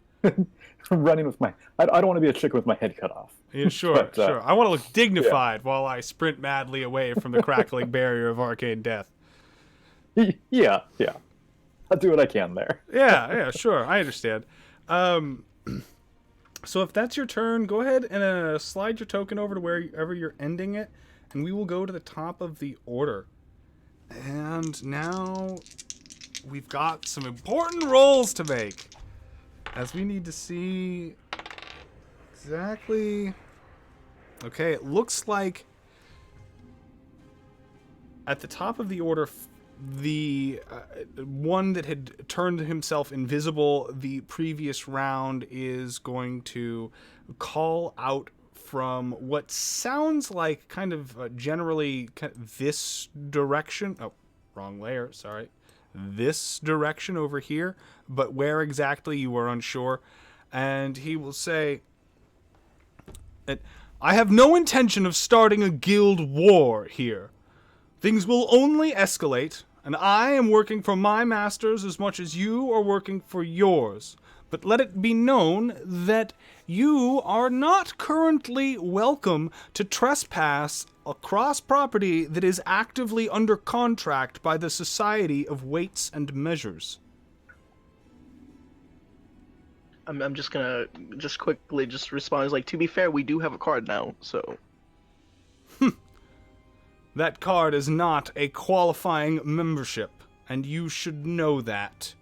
I don't know about that one, Chief. As I'm just walking up the stairs, just not at all trying to look for where he is. Sure. If all of you are going to begin to file out at this point, then combat is going to reach a tense but brief moment of break as they are going to seemingly use their turns to ready actions, but not actually do anything. As you can see, the woman conjures up yet another crackling current of arcane energy from the ground and is holding it, arcing it between her staff in one hand as her hair begins to rise towards the ceiling with the static potential escalating around her. Her eyes all but being replaced by burning sockets of energy. You're pretty sure that she's watching to make sure that nobody turns around. But in the time being, is everyone filing out of here? I have yeah. I have a question. Yeah. What's up? Could I threateningly grab my javelin from the place I threw it since I missed? The javelin is right here, basically. So that's up to you. If you want to get that close, I'm not going to be the one to make the judge of if that is threatening or not threatening. We can get you a new javelin. I have to walk by that way myself, so I could, politely pick it up for you. As I'm walking, I'm like, hey, can you grab my javelin for me? Thank you. Yes. I look over to her. I'm very, very, very sorry, but why am I? Very sorry about this. Pick his javelin up and head on out. All right. Zaris would very much like to, send a message to her praising her for this amazing display of magic and the masterwork quality she's created these glyphs with, but not seem in the right frame of mind to appreciate such compliments from him. So I'll just pick up the javelin and head up the stairs. Okay. So, as you all sort of reach the top of the stairs and this area now that is kind of this, T-bend here, what do you want to do? As you can see that at this point, she is busy now walking up the stairs after you, more or less making sure that you are, in fact, leaving as per your word. Say, oh my god, guys, she's following us. She's following us, guys. Oh Don't my look, god, don't look, don't look. Just don't look. Oh my god, please, Don't look, please. don't look. Just Oh god. Don't look. Okay, The Hobbit all sounds pretty good about now. okay. Need a drink, Yeah, and we need to actually sit at a table and work things out. yeah. Okay. wanna As throw you up. begin heading down the sewers, you are going to then reach the other kind of main hub that you had been in on your journey here in the first place and find the soldiers having abandoned their positions. Now kind of idly standing about this area, seemingly investigating, quote unquote, but it looks like they're just busy swapping personal stories with little regard as they're going to then see you approach out of the dinge and the darkness. Oh yes, it's good that you're here. It seems there's we heard some noises coming from the other room. Is everything okay? I'm gonna say thanks to protection, guys. I just keep walking. Oh yeah, Really of course. Very much appreciate you. We'll make sure to. We'll be right here. Clearly not understanding what it is that you're driving at. They're gonna just watch as you walk on by. Are you I'm gonna gonna, return do to a the quick. surface? Yeah. I'm gonna flash my badge of the Society of Weights and Measures. Your as swim I club walk by. card? Yeah, my swim club. And I'm gonna kind of give them like what I'm gonna like pretend I'm wearing glasses. I'm gonna go like this, and like show them this, and be like give them like a like that, and then throw up, and then just keep walking. I'm gonna use Cure Wounds as we're headed up. Okay. And so looking at that card, I'm sorry, I wasn't 100% sure. Were you trying to attract attention from the guard about it? I was just kind of like flashing it, like See if he did anything? yeah, I just like to try to look like cool. Okay, that also doesn't seem to resonate or produce any sort of response from them. Okay. Wow, these guys must have like a -1. But returning to the surface of Hope's Rise, is there anything else that you wanted to handle while you were down here in the basement and substructure? Once we're like back through our wall and starting up the stairs, we're going, okay, so I am red born, so I might maybe have a slight temper. They said they were our enemy. I asked them if they were sure. They said they were our enemy. Enemies die. So if you don't want me to fight them or attack them, you need to give me some kind of cue. Like, I honestly did not know what was happening till it was happening, so I kind of was just going with the flow. We had that little trial run, so we'll know for next time. Yeah, we kind of sucked though. Like we Honestly, really I feel like if we backed down pretty easily, you know. Like I mean, as but of I'm now, proud of us. I'm proud of us for doing that. You know, we read the situation. We said no. This is not a good place for us. We need to get out. We need to go home. as of now, their dad can definitely beat up our dad. Yeah. To be fair though, if I did make the javelin hit, I probably wouldn't have left.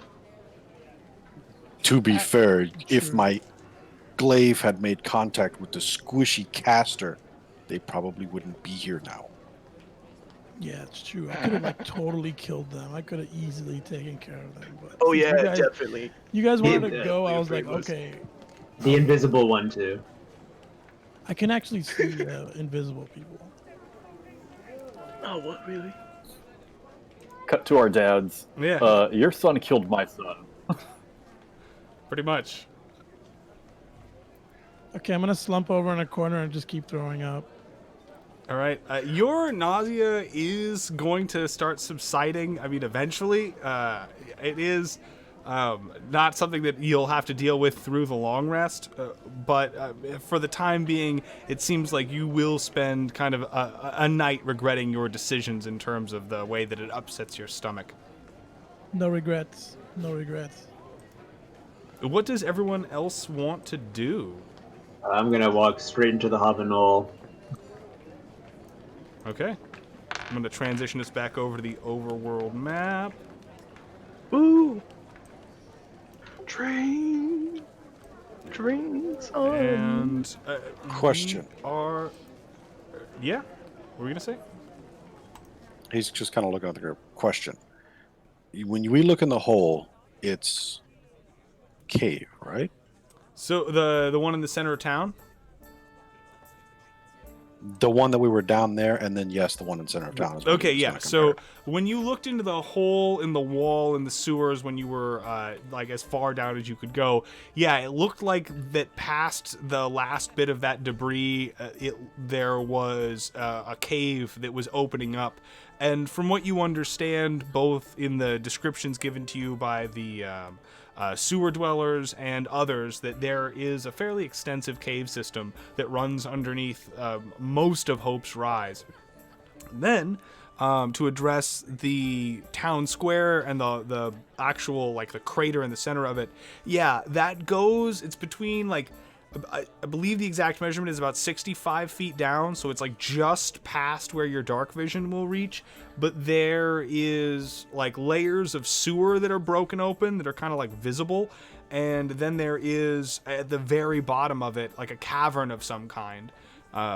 What is down there, you don't really know, and at this point, days having gone by since this crater was created and this like event transpired, Hope's Rise is actually starting to put this back together, and there's a lot of scaffolding and and just the beginning of frameworks starting to be laid over the top of the hole where the fountain was, as well as work being done to try and kind of like seal up some of the now exposed sewer corridors so that they're not kind of just like dumping sewage into this hole collectively, or like providing ample like places for creatures from said sewers to escape and emerge into the township at night and savage people, that kind of thing. Well, we don't just get ladder or rope and go skip the sewer and go into the tunnel. Yeah. Yeah, sounds like a good plan. Can we do that tomorrow? No. Let's just do it right now. Come on. What? Yeah, definitely. No, drink. Come on. Let me at him. Let's get I another pick. try. I could really do with a salad and a beer. I owe everyone drink for jumping and Yeah. maybe starting fight. I put my hand on his shoulder and I'm like, it's okay. I also threw a javelin. I'll help you pay. Yeah, it's all right. I'm gonna wipe his face with my shirt. I'm gonna take my shirt off and wipe his face. It's all right. You did good. You did good, pal. That shirt that's covered in vomit. Yeah. Just. I'll put it back on. It's okay. All right, let's go home, friends. We tried. So you're going to, for the moment, retire to the inn across from this temple, the Hoband Knoll. And are you spending the rest of your evening there? Was there anything else that you wanted to discuss or do in the time being? Are any of the are shops still open around here? Yeah, at this time of day, there are still several shops that are open. The town square having one of the latest going markets of any place in town. But there are signs of the grocers and the more workaday people and kind of practical stores are beginning to shut down, as very few people have need of 60 feet of rope at 2 in the morning. Right. I'm actually looking for the poison store. After I licked that slime in my head, I was thinking, man, if only my weapons could do this to people. If only I can make other people lick this slime. So then I start thinking, man, wonder if there's any slime stores or poison stores around here. Just get some empty vials and then collect that stuff when we're back down there. Oh, that would have been a good idea, huh? Yeah. You're always thinking. You're always thinking, Yan. You're always thinking. I'm gonna be real honest with you. I was kind of thinking on it for a straight hour. Came to that conclusion just a couple minutes ago.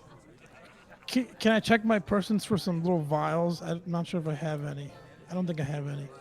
Can I go maybe get some of those? Certainly. Some little bottles? The general store and market that is still kind of busy repairing itself from the damage done by the golem is going to have really all of the glass containers you could need, anywhere from actual dishware to cork stoppers, lead stoppers, potion bottles.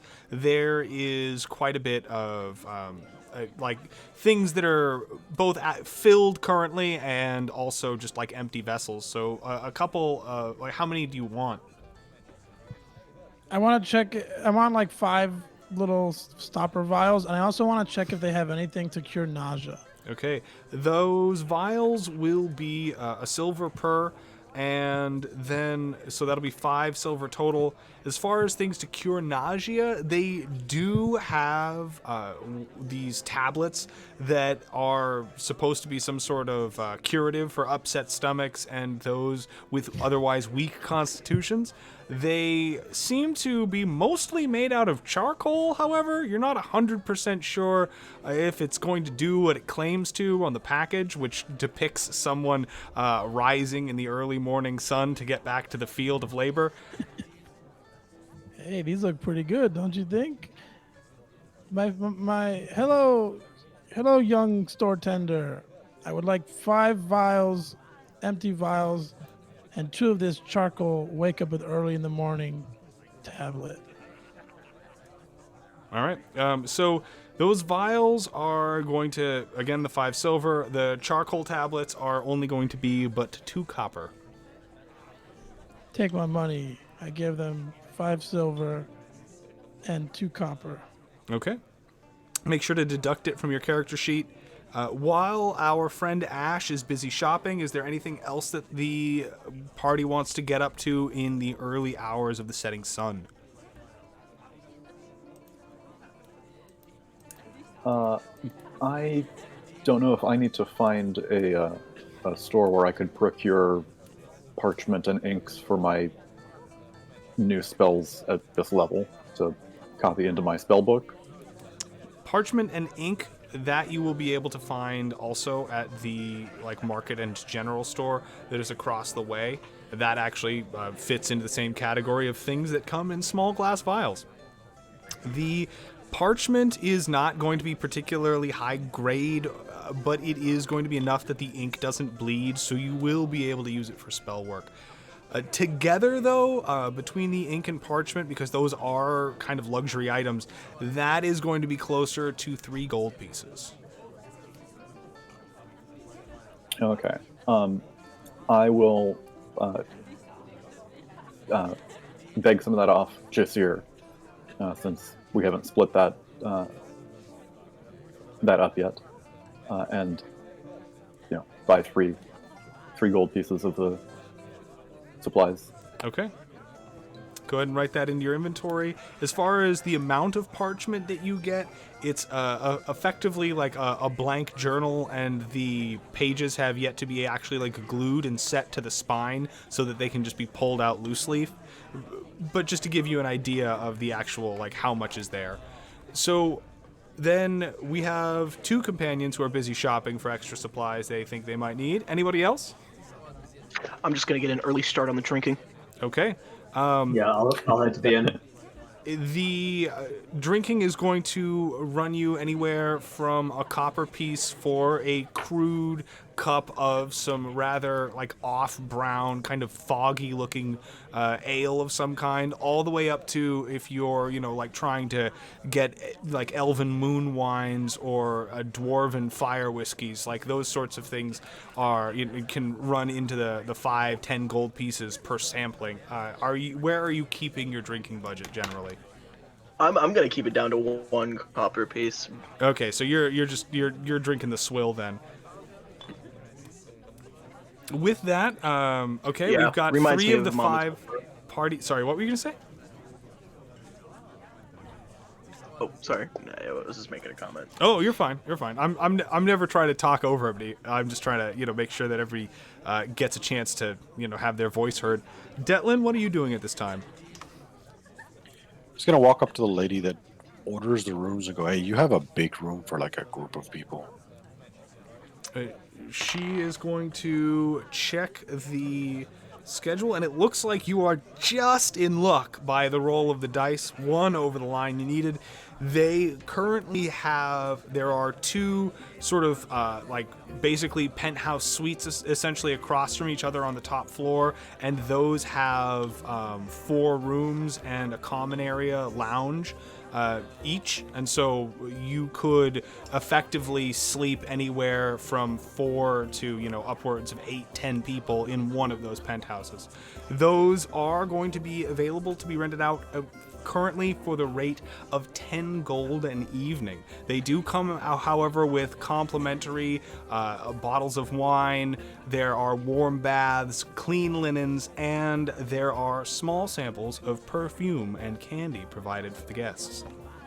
I think we've earned that. I think that sounds good.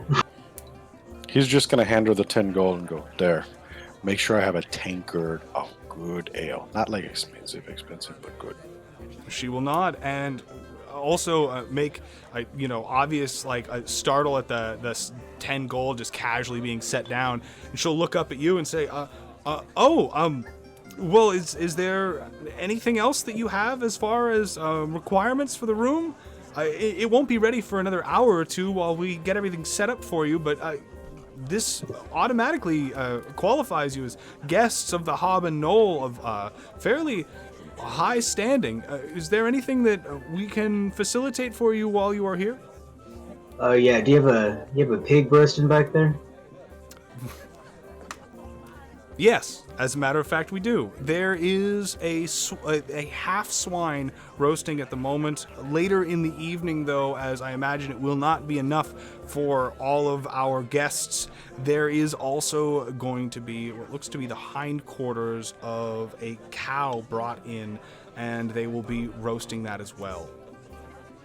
I'll turn to Dalton. You think both is too much, or? We'll take them. All right. Noted. She will nod and say, I will make sure there are generous helpings for you and your guests. Please, by all means, relax and enjoy the accommodations here at the Hob and Knoll. Detlin, then from you, the only last is, I believe, Jessir. Did you want to do anything else before? Yeah, I was with Dalton, just wanted to get room and just hang out until the room is ready. Okay. Well, then our companions, having managed to acquire food and drink and room for the night, as well as a small amount of necessary supplies, I anticipate that there is an intense meeting of strategy about to take place. But before we see exactly what is on the table for our companions to pursue as far as quest leads and possible inroads to find this dungeon, we are going to take a quick 10-minute break here right at the 2-hour mark, which we find ourselves creeping up on closer by the second. A quick reminder to anybody who may have joined us through Twitch or just found us while this is happening, you are not just watching another Dungeons & Dragons stream. This is a competitive game show that is open to the community, and right now our contestants, though sleepy as it may seem, are devising strategy to try and get closer and closer to the $500 prize that awaits them for being the first surviving contestants to merely step foot inside of the dungeon that lurks underneath Hope's Rise. And all the while, we are raising money for charity. So please, by all means, check out Extra Life. We have a link in one of our Twitch panels below this video. Consider making a direct donation to them, or if you'd like, we are, again, turning 100% of all of our donations in this first 2-month period directly over to charity. And I can't say thank you enough to the fans, contestants, and everybody else who has, helped us get this far in the evening. So without further ado, I'm going to switch over to a still card, and we will be back in about 10 minutes. Thank you, everybody.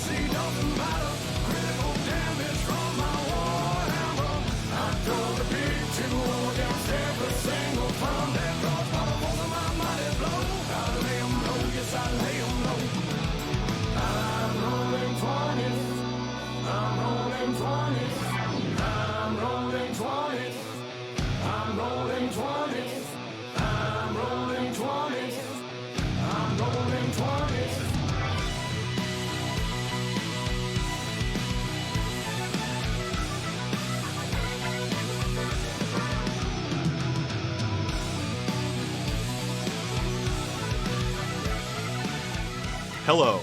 If you're seeing this, chances are you're not joining us live at 6 p.m. Sundays and Tuesdays, Pacific Standard Time, when you could be a part of the action as a contestant or a viewer advising the contestants or trying to betray them, or otherwise just confusing them with things that aren't even relevant to the game.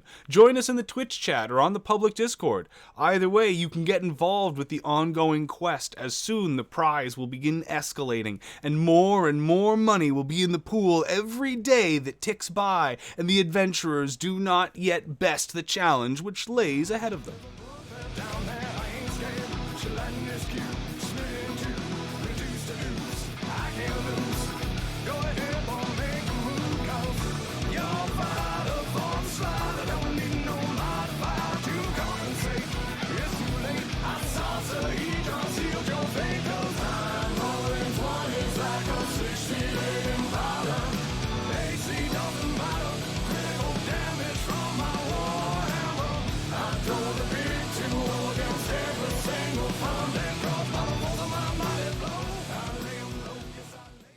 And we are back, live again. Our adventurers are ready and refreshed and re-beveraged, because I just invented that word and they've done it.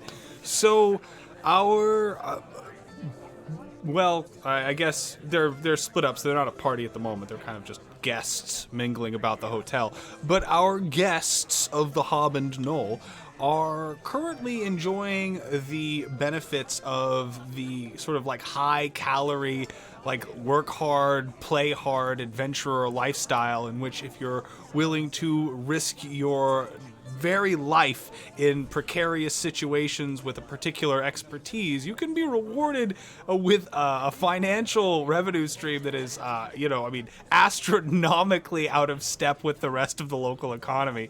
So, having been here for only a handful of days, our companions now have a pocket wealth that would rival that of some of the, richest commoner families here before getting into the classes of merchants and nobles and mages and others who would accrue wealth that could rival hundreds of gold pieces stacked up in a purse, accompanying blades and armor and all of the kind of accoutrement that is so expensive and necessary for their profession. But enough about that. Companions, you find yourselves in an idle moment and safe for the time being as the sun sets on the outside of the Hob and Knoll. You can gather in your room or around a table in the common area. Either one is supplied with beverage and food, but you still find yourselves no real closer to solving the issue of how to get underneath that particular area and try and access the hopefully dungeon that lurks there. And the presence of the Society of Weights and Measures only now complicates things, as they claim to be long-standing competitors of your guild, with whom none of you seem immediately familiar, on top of the fact that that mage said something about this was the second time that you had meddled in her affairs. It's the first time that you remember meeting her. There are a number of things about that instance that in the small exchanges seemed to really spell out the fact that there is a larger picture here that this party is not privy to, and whether or not it is a malicious or accidental effect of the Guild of Mazes sort of like rapid fire system of casualties and replacements, they're not sure. But they are beginning to suspect that there is far more afoot here than originally met the eye. So please, take it away. Oh yeah, this is a nice room you got us. Go. So what we're gonna be doing is we're gonna have a little team meeting and then slumber party. Is this what's going on here? Hell yeah, we need a Yep. we need a slumber party. We need a break. I'm tired. I'm Definitely. gonna pop one of those charcoal Room tabs. service. I'm gonna eat one of those little charcoal tabs that I bought. Okay, they are bitter and flavorless and coat your mouth in this like talky chalk way. But as you then go to cough, you are almost glad to find out that the cough has become not something that descends into like a gagging, like bitter, I'm trying to think the right word here, but dry heaving situation, and you are able to just simply let go of a and that's it. It's as bad as it gets, which means that your nausea is subsiding. Look at him. He's getting better. These are pretty good. They're really dry and just taste really good. I recommend you guys, if you want to get some down at the store. Pretty good. I guess to a tiefling, charcoal and ash actually probably has a little bit more of a palate to it than the everyday human.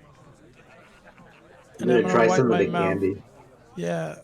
You very find good. that the candies are a selection mostly of caramels and like hard candies that are basically both easily created with water and sugar. There's not a lot of variance.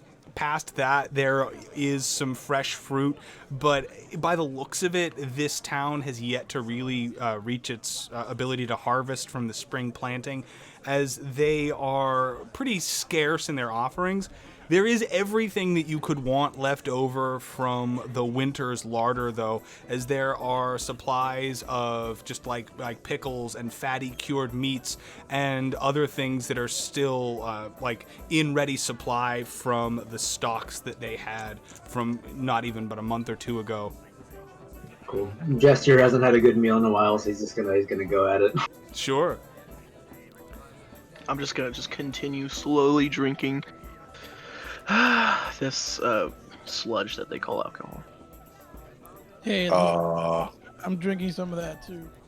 Didn't Detlin get some very good ale there? At How's which that? point Detlin's going to take the giant tankard of ale and pour everyone a cup.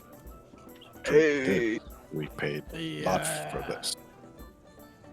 Gee, yeah. Huzzah! So, what are we thank you. thinking? So we need to come up with good, simple rule.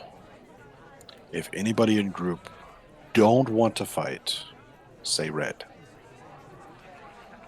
so like a safe word. Red. Yeah, red.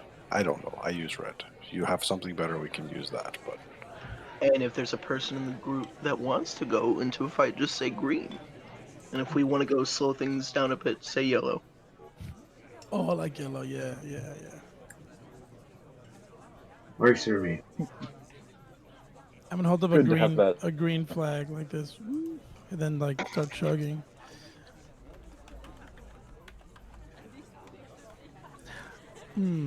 Okay. Well, gonna just that- down the entire cup then because he held up the green flag. right. That whole. So that hole in the middle of town, like, don't you guys think might be like a better way to go down deep there? Yeah. We did see those flashes in there, so but Right. we're some we're, light. we're definitely no strangers to weird happenings. I think that we need to go there I- tomorrow. I wonder what the swim club would think about us rappelling down there. It's pretty, pretty brazen of us to do that. Who says they have to find out? They did say leave the door alone, and that doesn't look like the door to me. Right. Exactly. They said we Yeah. guard this area. Yeah. We're gonna pass that area. Maybe the next time we see someone down there, it seems like the Society of Weights and Measures have some pool down there. We can say, hey, what are you guys doing down here? Get on up. This is our floor. Don't See? forget to insult them as much as you can. Like almost every Yeah. sentence, call them a name. Oh, and then we need Jassier to have his hands going like all glowing white with like magic. Like, oh man, we're gonna get you guys if you don't get out of the way. Oh, I and can then do someone, that. yeah, and then someone can go invisible. No. Good. We can try it. We can try it. We Soon can try enough. it. I do have a scroll for that if the time comes. Oh. Well, great meeting. Wow, I think we're ready. We have a plan and everything. Do we all have enough rope? Do we need to do any shopping tomorrow? I'm at the end of my I rope. need I some do rope. have I some have nothing. With what we want And to also do for- with this, maybe we go buy 100 foot of hemp and tie it in knots to make it easier to go down for the people who are not as good as climbing ropes. We can do that. Surely we can do that. I've had a long night. You know, I'm gonna find a corner here and I'm gonna light my pipe of burgundy leaf or whatever it's called and just think, reflect. I'm gonna cast another cure wounds on me just for good measure and I'm gonna take a bath and then find a nice bed to lay down in. I'm gonna go into a corner of the room and just straight up just whip out the. I'm gonna whip out the bedroll that I have in my inventory. Just kind of just fall asleep, cuddling We my got beds. already asleep. So Spoken like a true barbarian. Yeah, my bedroll. I'm just using my shirt as a pillow. That's all. There's like the room's just full of beds, and we just like completely ignore them and sleep on the floor. Yeah. It's like the beginning of that Batman movie. So, all of our Bruce Waynes having nestled down for the evening, is there anything else that you want to do specifically before you kind of long rest and see what the night brings? Or is there yet more discussion or planning or, tangible actions that you'd like to take while you still have some of the evening available to you? I think we're good. Question for the before- DM. Yeah, Oh, what's up? sorry, I don't think I've seen Miller use this wild card dagger. Does it give me an extra attack? It says concealed to the hilt of my sword. There's a dagger, and it can be triggered to allow the wielder to make an attack. Yeah, and then you have to reset it in order Right, for but you to be able to do it again Okay, but that would give me a second attack. with that dagger. Yes. Right, with that thing. Okay. Before I fall asleep while I'm in my bedroll, cuddling my mug of cheap beer. Certainly. I'm just gonna just a low growl, just like, "Good night, you guys." And You just sound like a medium-sized dog snarling over a meal, just sort of a. Okay. The Dragonborn down for the evening Are we going to be making that encounter roll? Because that's really what I'm after here. And if so, who is going to make it? Our new guest. Yeah. New Dang. guest. If we I can't, think. Yeah, if you can't kill a mistral, you gotta make it roll. I'm so confused. If You you have can't to kill a roll- mistral, you got to make an encounter roll. There's a reason that it rhymes. All right, it's how you know it's a rule. Okay. I'll roll. So to make an encounter roll, if you're not familiar with it, I use a system that I have invented entirely for the sake of, well, not, I've used it before in house games, but I use it for this, so that nobody can tell, like, whether or not the magnitude of the coming encounter is going to be good or bad, like large or small. So you roll a D100, and then I roll a D100 against yours. And I use the difference between the two rolls as the indicator of what the chart is going to be. But because you don't know what I've rolled, it could be anywhere between 1 to, 99 on the outset. On the outside of things. So we will see what it yields. Go ahead and give me a D100 into chat there, Yane. Oh. Goodbye. Oh, man. It's either phenomenally good or phenomenally bad. Well, or it could be neither of those. That's kind of We the get- entire point of this. But We get more candy. It's so good. all right, having rolled, Out of 100. yeah, out of 100, you rolled a number 1. Hey, How does that Hey. feel? not gonna lie, very impressed. Yep, it is. It is an achievement. It is an achievement.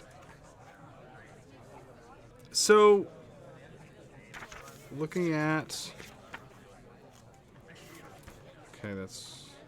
I need to make another roll for the subtable. Let's see exactly what happens here.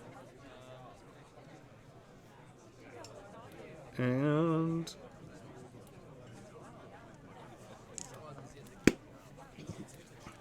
The last thing you heard from me was, "Good night, guys." It seems in the middle of the night, you are all going to be awoken by what is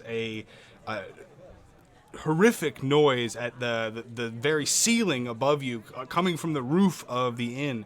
You are unsure what it is, but it sounds as if literally some sort of like horde or swarm of like large taloned creatures is prying at the shingles and boards of the roof of the Hob and Knoll. They are unrelenting, and you can just hear this screeching coming from outside through the ceiling of your penthouse. Now regretting that you chose the top floor. It's just the wind. I hate it. No, you know what it is? It's those hipster werewolves again. They just won't leave us alone. Like, come on. I already gave the guy most of my gold. What more do they want? So, does the penthouse have a balcony? It certainly does. I'm gonna go grab 2 large handfuls of meat, walk out on the balcony, and chuck them out over the edge to see if it attracts whatever this carrion is. Okay. I'll throw some candy in for good measure. So throwing some and so That's for the kids. as that happens, you are going to see that showing a particularly kind of poor amount of judgment. There is going to be what looks like, at first glance, a huge bird of some kind, but then upon closer examination, it will actually resemble a vaguely stone and almost humanoid figure, as you can see that there are these tiny hobbled hind legs and foreclaws concealed underneath these giant wingspans that shoot past you and dive after this meat. And what you think is a bird at first, then you realize is probably something much, much more sinister, as the feathers in it, in its wings, and also the skin of it seems to be made out of some kind of stone. This is what happens when you roll a 1. You get Mothman. These hipster werewolves, jeez, quiet down. If we just sit here silently and we don't say anything, do you think we can get out of this?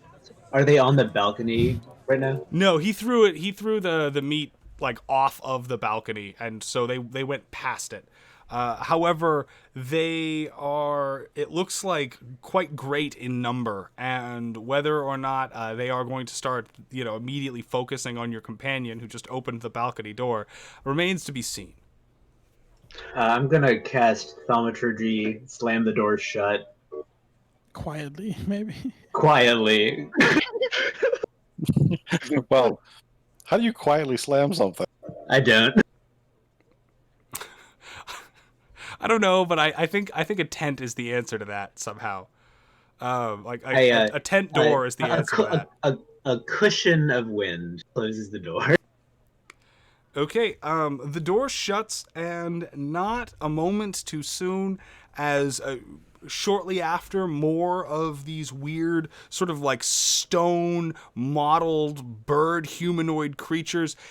The closer of a look that you get on them, it almost looks as if some sort of statue come to life horrifically and then kind of weathered over time in this state until its stone had worn so thin that it almost looks kind of leathery pulled across these creatures' skin in places. As they scrabble at the door to the balcony and begin to break through the glass and try and thrash at the wooden frame, it becomes clear that this is going to take them a moment to try and break in here, but they are, it looks like, fairly motivated, if their attempts are at least a little uncoordinated. What are you going to do? There's still more kind of scratching coming from the ceiling. One of them is trying to break through the door on the balcony right now. There are a couple more windows to this place. You don't know if, well, and by this place I mean this room, you don't know if they're secure at this point or if they're outside of those. How does the party want to proceed? Can I tell if these are undead come to life? Go ahead. Are you using a magical ability for that? No, just like a knowledge. And then that would be a religion check. Go ahead and roll for that, please. Okay, with a nat 20 religion check, you are going to have a strange, curious amount of insight into this, Jassir, as these are not undead. Instead, it looks like they are, in fact, gargoyles of some kind. But from what you know of gargoyles, is they are typically much healthier, hardier, larger creatures than this. These look like diminutive and kind of sick and almost mottled. Their eyes, while glowing red, kind of flicker and have these like imperfections and cracks in them. It's almost as if these things are either like near the depletion of the energy that first spawned them, or perhaps they were constructed by somebody who doesn't have the full magical weight necessary to create, a swarm of magical gargoyles. But whatever it is, they are not undead. They are instead, I think, let me take a look. They are, by the rule set, they're not monstrosities. Let me open this up and double check. Would they be constructs? They are, see, they're not constructs because they are imbued with an actual, they have become alive. They're not like entirely composed out of their, like the stone that once was sort of like what they were carved from. And no, actually they are monstrosities. I take that back. They aren't beasts. They are monstrosities. I'll turn to the party. We got some messed up looking gargoyles. If they come in with my lightning magic, I should be able to do a good deal on them. But I definitely do not want them to come in. I will throw up my mage armor and run to the windows to close those up and see if they're outside. Yeah, I'm gonna walk around the room, making sure all the windows are securely shut. I'm gonna stand in the middle of the room, and I'm gonna take out my greatsword, and I'm gonna hold an action to hit anything that like comes in here, Okay. just in case. So at this point, there's still the one that's struggling and like breaking through the balcony door, which is, it's not like a full sort of like French door with the the tiles of glass, but it does have enough that it's starting to break through the top half of the glass structure, and it's scrabbling to kind of open the doorknob. Are you gonna just stand there as it does this? Is there anything the party wants to do? Because I see like you're all getting ready, but I'm going for the other windows. I'm Are gonna. there- is it I will just cut. Oh, and sorry to also address that the other windows having been locked and secured, you can see that there are more of these gargoyles like out in the night sky, and it looks like some of them are even on nearby rooftops and whatnot. But there don't seem to be any at the moment that have like thought of or figured out the idea to come breaking in through these like glass side entrances that would honestly afford them better, ingress into this room than the one that's like struggling with the door right now. If there are any curtains by the side windows I'm looking at, I'll make sure that they're closed. Turn off any lights in any side rooms, and go back to the main room. Is it just that one that's coming in, or are there like a couple? There's just the one that's coming in, but you can see that there are others that are gathering on the balcony outside, like as if in some sort of force of habit. Many of them are beginning to perch on the rail of the balcony as the one behind them is, beginning to break into this door. Likely, it looks as if they are also surveying the area for more victims or other places of interest until their companion, pries open this clam that is currently in his clutches, so to speak. Okay, I'm gonna stand by the barbarian in the middle of the room, and I'm gonna ready my breath weapon if the door like is broken into and they start coming in. Okay. Just back to back. Well, without any attempts to dissuade the creature actively, it is going to figure this out and finally break the door handle and the mechanism, and the door is going to begin swinging open. It is sort of now awkwardly like half over the door and half behind it as it struggles to kind of right itself and free its wings from the frame of the door as it swings inward. But all of this is going to garner the attention of the 8 gargoyles that have perched on the outside balcony, and they are all going to swivel and now peer into the darkness and begin, it looks like, storming into this room in mass. So those of you that held your actions, by all means, go for it. And those of you that didn't, one moment, I'm gonna throw some tokens down. We'll just use the... Hold on, I've got a... For the maps that would be best for this... I'm sorry, did we just get a nat 20? Boys, we're in. Oh, look at that. After getting a nat 1, we get a nat 20. Boom. We got All is in balance. Back to back, baby. what we like to call the home run special, as the first gargoyle manages to come across the threshold into the room. Our barbarian Yane is going to yeet them mightily, and go ahead and roll damage with that greatsword.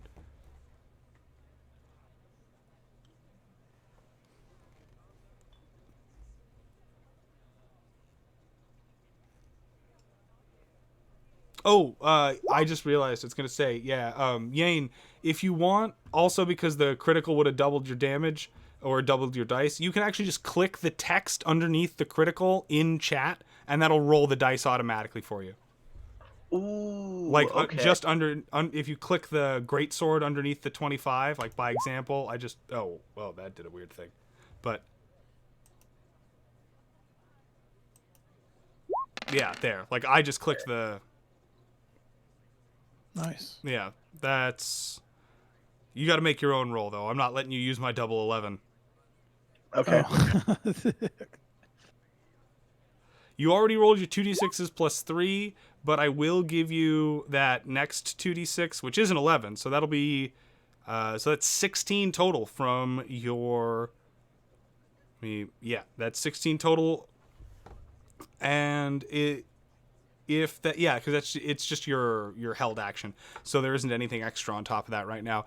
You are going to carve like one of the legs off of this thing as it flies in, your sword feeling as if it's kind of like hewing through what is sort of like fresh sapling for the resistance and the toughness that this creature's flesh provides. But sure enough, one of its legs comes flying off and lands on one of the sofas nearby and starts kind of kicking and spurting out the last bit of its blood, while the creature sort of like spirals up into the air and lets out a howl of pain and also delight as it looks like it is now ready to start attacking the rest of the party. Jasir, I saw your breath weapon. Go ahead and roll your damage on that. It's a 10. All right. That also, because you said like waiting based on when one comes in the room, that's going to hit the one that's in the door and also the first one across the threshold, but not the other ones out on the balcony. So that is going to be 2 that need to make saving throws. One of them is going to be at disadvantage, which is very lucky for you, because otherwise you would have rolled a 20. So that's going to hit both at full. You'll see that they seem to not fear the fire or take the same amount of damage from it that you would expect from a natural creature of this kind. But you do manage to, with that, it is going to down the one that your companion cut the leg off of, as it is going to be enough to cause it to sort of like shrivel up and begin like cracking and turning into like almost like dust, really, as like its life force leaves it. So too does a lot of the actual like mass of this creature. From here we go into initiative, There are 7 of them, and there are 5 of the party. In order to keep this moving quickly in this situation, I am just going to drop down character tokens as I was looking at the in levels that I have available immediately, and it would take more time to get that set up than it would be to just give you all some tokens, and we can kind of just diagram this on the world map as they are all kind of coming from one area, more or less. So, there we go. All right. I need to get myself back on the same map that the players are, is a big part of that. So who is going to go first? Let us find out. Ash, Yane, Detlin, Zaris, Jasir. Pretty sure those are on the map, Blair. Oh, yeah, they are. Oh, yeah, they are. Gotcha. And I'll move those over.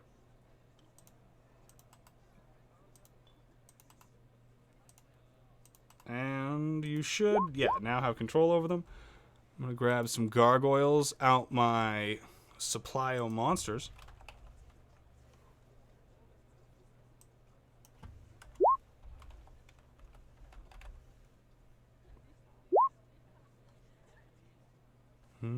There they are. No good rolls coming out of this.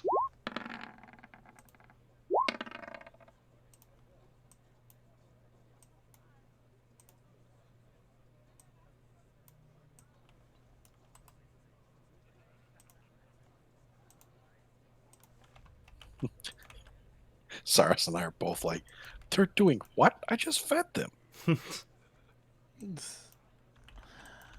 Yeah, I don't know what's gonna happen. Good luck, everybody. All right. Thank you to our fans, my fans. Yep. There we go. 7 of these gargoyles. Great time question. One of them is ahead of the others, having broken through the door. And now, pulling up that turn tracker. Let's get everyone counted. Oh, man, that is going to be rough. I really hope that's just going to be the only low rolls of today. Yeah, it's you kind of have to, really. It's sort of the only thing you can hope for. Ash, you got the highest order. Then from there, I'm gonna roll for these gargoyles. I'm gonna just do them in 2 squads in order to make that a little easier on us all. So hold on, 1, 2, 3, 4, 5, 6. Beastly. Okay, 1 squad of gargoyles is going to be rocking with a 21 initiative. The other one is going to be rocking with a 12. So they will not be going... So Ash will go before the second pack of gargoyles, but other than that, they will almost all be going before the party.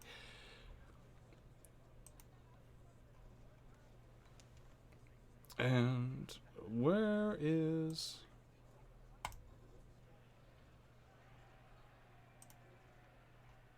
I think that is some fitting music. It's okay, because we already took down 1. What else could happen? Like, what else could happen? Indeed. All right, so the first 4 are going to charge in, and based on the positions described, it would have actually been closer to like Jasir would have been up front, what with the fire breath, and so would have Yane, Zaris, and Ash, and Detlin would have been closer to the back given how things played out. So they're going to immediately just begin attacking the source of the fire, as it was the brightest and most attention grabbing, as the 4 of them are going to begin swarming into the room and trying to down Jasir. My breath was lightning, if that changes anything. Oh, right. Sorry, your breath is lightning. I was thinking of Detlin. It is not going to change anything, but I do appreciate the clarification. So that is 1, 2, 3. All right, so you are going to get hit by 2 of those attacks. Good. And Jasir, it looks like one of them is going to do a total of 8 damage, and the other one is going to do a total of 8 damage, as they both rolled almost the exact same thing. Okay, I'm gonna use my reaction to thunderously rebuke them. Okay. Oh yeah.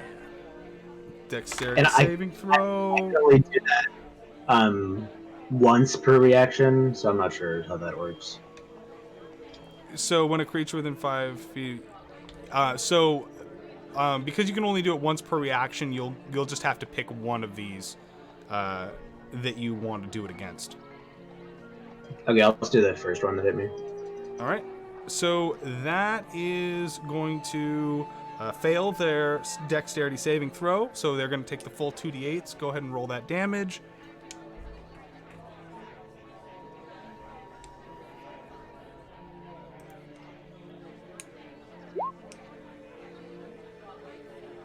Okay, all right, 7 on top of that. It's noted, and then from there we go to Ash. Ash, Garahest. These gargoyles are flooding into the room. They are rapidly taking up a lot of space and causing a lot of commotion and overwhelming your companions. You can start to see that Jasir is taking some damage in this exchange. All right, I'm gonna look at the ones that attacked our squad. I'm gonna cast Firebolt Okay. at it, and like I'm still new to using magic, so I'm kind of like, whoa, fire's coming out of my hand or something. So I'm gonna shoot the Firebolt at it. I think that's just a spell attack I get a +1, my spellcasting ability.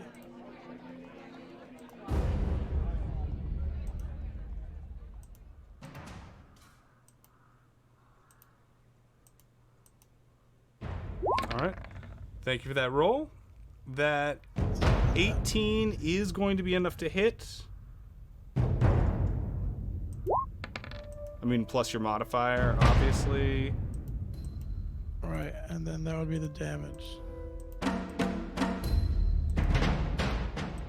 So 2 damage. That is not going to be that much, and it is not going to be enough to down that particular creature. Is it perhaps a flammable object? The creature is not a flammable object, unfortunately. Okay. Then I'm going to run over to the other side of the room and, as a bonus action, try to hide underneath one of the beds. All right. Go ahead and give me that stealth roll.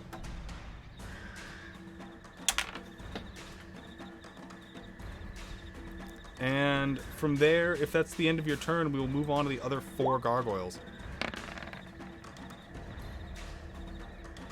19 stealth. Okay. So Yeah. they are going to begin flooding into the room, going like forward and then upwards in order to get over their companions. And one of them is then going to basically pass over Jasir and get above them and start attacking from the air, which is going to yield 1 successful attack. Jasir, that's going to be a total of 5 damage. And Okay. then from there, the other 4 are going to flood in, and with what it looks, or sorry, other 3, with this increasingly crowded melee, one of them is going to have to overextend. So as a result, passing through both of your threatened squares, you may both make attacks of opportunity against them.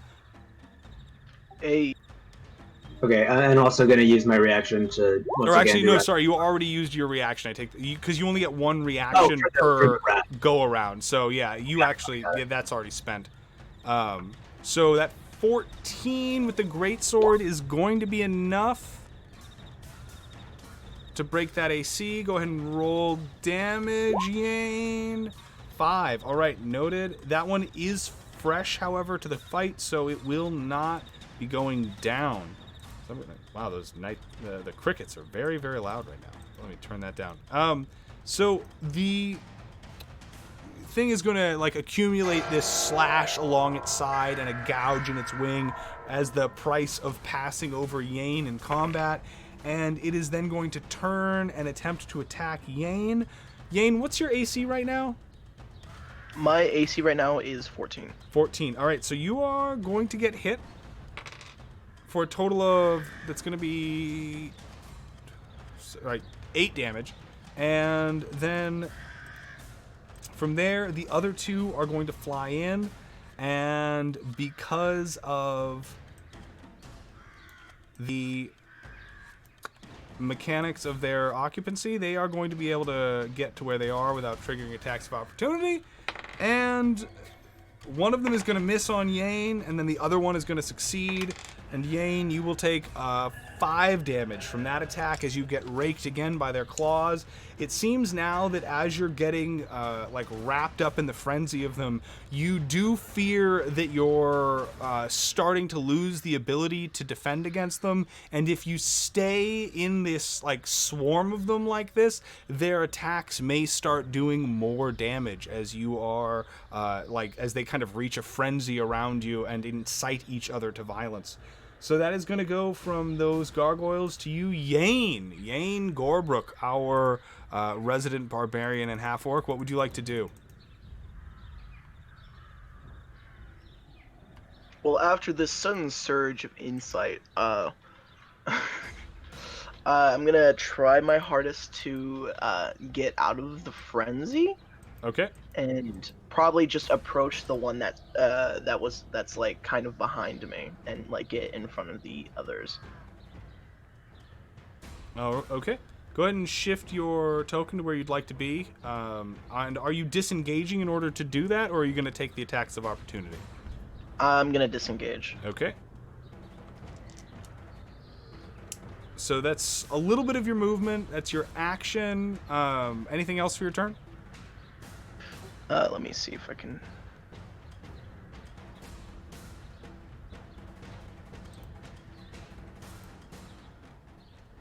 Oh, I'm gonna go into a rage. Okay.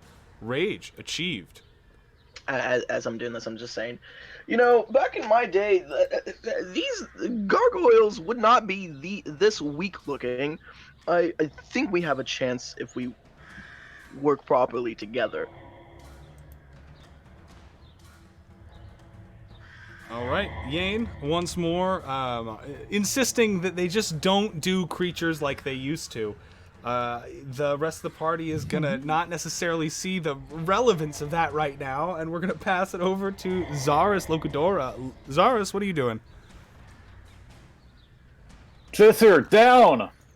And I will cast Burning Hands in a 15-foot cone and hopefully engulf as many of those as I can. Okay. Unfortunately, telling your companion to get down is not the same as them actually being able to get down. So if you use Burning Hands... I do have sculpt. I have sculpt spells, though. Indeed. So you will be able to arc the help. flames perfectly around your companion, as if directing currents of the wind. Go ahead and roll your damage with your Burning Hands. It looks like you'll be able to, with the right angle on that, because each one occupies a 5 square, you'll be able to get 4 of them, which is, I mean, not... Actually, no, more than that. Hold on, because I believe Burning Hands it's 15 feet, right? Yeah, 15-foot cone. 15-foot cone, yeah. So you'll be able to get I will quite a cast few that of them. at level 2. So. 1, 2... So, all but one, really. High-level casts for 15 damage. Nicely done. That's 1, 2... Oh, that's strange. So that's 1, 2, 3, 4... Okay, so that is going to yield a total of 3 successes and 4 failures. That 15 damage is going to be enough to burn up the one that had been caught in Jassier's flame earlier. I'm going to mark that one off right there. But past that, none of the others go down, though many of them are looking kind of worse for the wear after that. The magical fire scouring the loose bits of shale like leather from the exteriors of their hides. They are going to now let out these shrieking cries as they begin to go up in the air. And now look at Zaris potentially as the new focus of their ire. But Zaris, that's just your action. Is there anything else you want to do for your turn?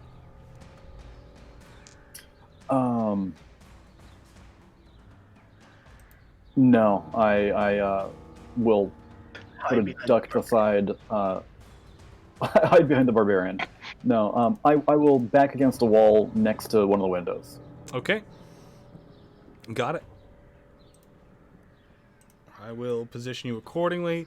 If you want to back up against one of the walls, then that would... I'll just make a quick box, actually, for the sake of determining where everything is right now. That makes this all much easier.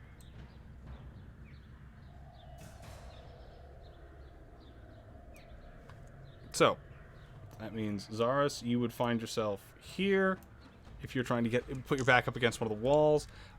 So from there, Zaris, we pass over to Jasir. Jasir, you find yourself in the middle of this just frenzy of your enemies. Much like your barbarian companion, you fear that if you are to remain here, then they will likely be able to do far more damage on the next turn based on your inability to defend yourself from their obsidian hook-like claws. Just here, kind of having these gargoyles all around him, flooding his vision. He's gonna just kind of go into a fight or flight. And I'm going to first. I'm gonna use my bonus action. Hold on, I need to see if this is a concentration. Yes. Okay, I'm gonna use Shield of Faith on myself. And that'll bring my AC up to 20. Okay. And then I'm going to cast Thunderwave. I believe both of those are full actions. Shield of Faith is a bonus. Oh. So it is. Nice. So that is going to... And hold on, though. I believe in 5th edition you cannot cast 2 spells in the same turn if one of them is not a cantrip. Oh, I did not know that. Yeah. Then I'll just do the Thunderwave.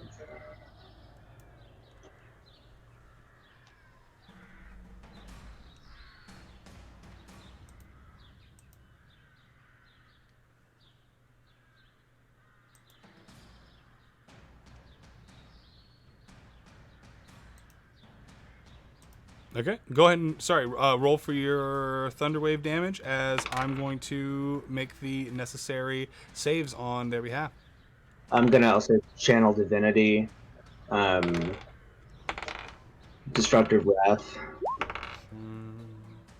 So it's gonna be magic damage. Got it. So they are going to... looks like do much better on this round of their saving throws than previous, but with that, it is going to still be enough to destroy quite a few of them, as these things do not have that much health. Let me go ahead and mark that off. Let's go. Mark that off. And then these ones will still be alive due to the fact that they saved quite nicely, but they are hanging on barely. As you can see, their frames are cracking and falling apart. Their like yellow black Icarus blood seeps out of their body slowly, as if pitch on a cold evening. And Jasir, that's your action. Is there anything else you'd like to do? I wouldn't be able to move without getting attacks of opportunity. Yeah. No, not without disengaging, which you're already Yeah, so looks like I'm stuck there. Okay. Then from there we go to Zaris. It looks like you got in there twice accidentally. Detlin, you are up. Kill it, kill it! I'm a big boy. Apparently I'm large. There we go. All right. Thank you. He's going to step right there and do the same thing that the other wizard did, except he didn't know how the wizard did it. So, duck! Fire breath across the lot of them. And it's just not... Oh, poor Jassir. Go ahead and roll for your dexterity saving throw. Would that hit? So, at least if it's the same as my breath weapon, that's in a line. Would that still hit me? He has a cone due to the fact that he's... Ooh. Gonna roast me alive. That's a Yeah, dex it's saving only throw. 3 damage. Yeah, it's only 3 damage. So yeah, dex saving for 2. So 3 it is. That is going to be enough to kill one of these things, but not all of them. And that thing is just But here. fortunately, due to the angle, however, you will be able to damage this one, which had previously not been wounded. So they are going to begin kind of like dropping out of the air one by one, hitting the ground. And again, as they do, their life essence beginning to fade out, and they become more akin to these like ashen lumps than anything. From there, Detlin, you've moved a little. You've used your breath weapon. Anything else? He's literally just going to have smoke come off of his nostrils like, that did what? Turns down. Okay. Excellent. From there, that is going to pass us on to then the top of the order with the first wave of gargoyles who have all but one of the... No, all but one of them are dead. That one's going to make an attack against Jassir, and that is not going to be successful. The other 3 are going to probably at this point storm after Zaris. And that is going to... 1, 2, 3 misses in a row. These are some unlucky gargoyles. From there, we go to Ash. Ash, you are up. All right, I'm hiding. I'm under the bed. I guess that means I'm prone, right? Yes. Okay. I'm gonna get out of my hiding space, Okay. and I'm gonna get behind the bed still, but I'm not hiding anymore. I'm gonna. Would I still be able to cast a spell? Yes, you'd still be able to cast a spell. Okay, so I'm gonna cast Hellish Rebuke. At how many are still with Jesse, or just one? Yeah, just the one. Okay, I'm gonna shoot at these that are with Zaris, and I guess that would put me over here. Okay. Yeah, Hellish Rebuke. Okay, hold on. Got it.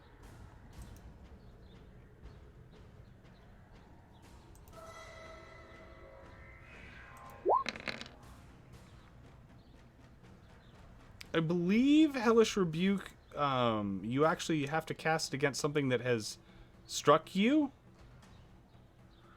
Let me double check. Yeah. Yeah, it can't have just struck a companion. It sounds has right, to have yeah. hit you specifically. Oh, sorry about that. Yeah, But no we're worries. like I was just double checking Twin that. souls. Okay. No, like we got a bond. Hitting me is hitting him. No. Okay. Okay. It's like In the that Corsican brothers. case, okay, Ash in that case will just probably cast another firebolt at one of them. Okay. Go ahead.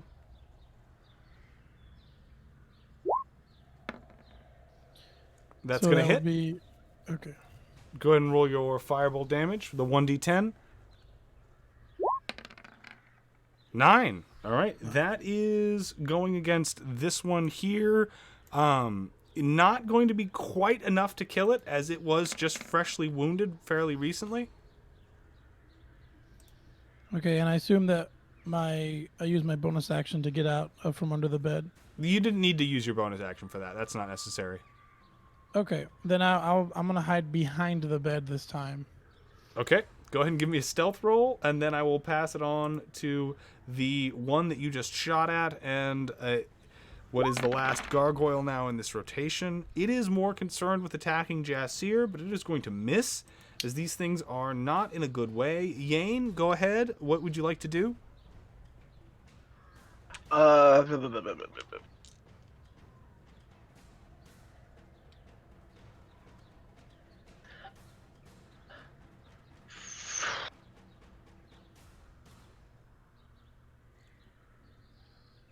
I'm gonna go into a frenzy, I believe. Does that Alright. take up an action? Frenzy, I believe, does not take an action. You can go into a frenzy when you rage, if you do so. Yeah, so that's totally just a...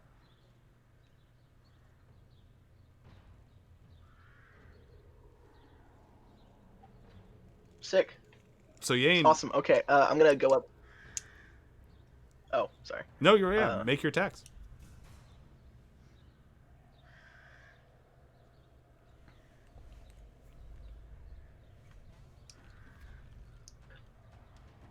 I'm gonna go up to this one over here. Here, that's attacking my boy with a wizard. I'm gonna just straight up swipe at him with my greatsword. All right. Unfortunately, both of those 13s and that 10 are all shy, as that 14 is what you need. However, you do have flanking right now, so all of those are to be made with advantage. Okay. Just getting all the bad rolls out now. All right, so first attack is a 13-9, second attack is a 13-8, third attack is a 10-17. All right, so you hit with the last attack. Finally. And, I mean, hey, you got all of that out of the pool for your party members. So, I'll take it. yeah, that's 5 slashing damage is going to be enough to destroy that one, as it was one of the very, very low health remainders. Yane, that's your movement and your bonus because you used your frenzy attack option. So that's going to be your economy, unless there's any last little parting words that you want to spit at that gargoyle as it goes down. I'm like, I do nothing. I don't say anything to the gargoyle, but I definitely like look at the Zareth, and I just like wave to him as I kill it. Sure. Zaris, I'm like, it is your turn. Hi. You find yourself on the other side of Hi, the barbarian waving. thanks. Yeah. Hi. Scorching Ray. And I will cast 1 ray at each of the remaining 3. Okay, go for it.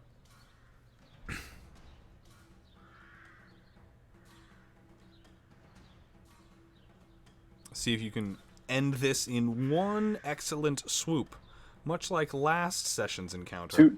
Two sessions in a row. We can do this. Yep, you got it. I feel it. After all of those rolls, this has got to be... Okay, 16, 15, 25. All 3 of those will hit. Now we just need some damage. Let's see what happens. You got this. I believe in you. Okay. First one. First one. Second one. First one is not going to Third die. one. Second one is going to die. Third one is also going to die. So the 2 that are on you, Zaris, are going to expire as you hit them with these searing rays of fire that almost cause them to explode into these clouds of tiny bits of like charred stone and rubble, much like the earth elemental, but unfortunately with the exception that there is a life fluid in these things. And so though much of it falls as ash, there are these like bright neon yellow like bursts of blood that then splatter against the ceiling and the walls on the other side of these blasts. From there, we go now to Zaris. That's just your attack. Is there anything else? But no. Okay. No, I'm good there. Then we go to Jasir. Jasir, you are up. All right, now I'm gonna use my bonus to do Shield of Faith on myself. Got it. And then I'm gonna smack that thing with my flail. All right, see what you can do. It is looking rather low. 13 is not enough. And that's it. From there, we go to Detlin. Detlin, our Dragonborn, or our other Dragonborn.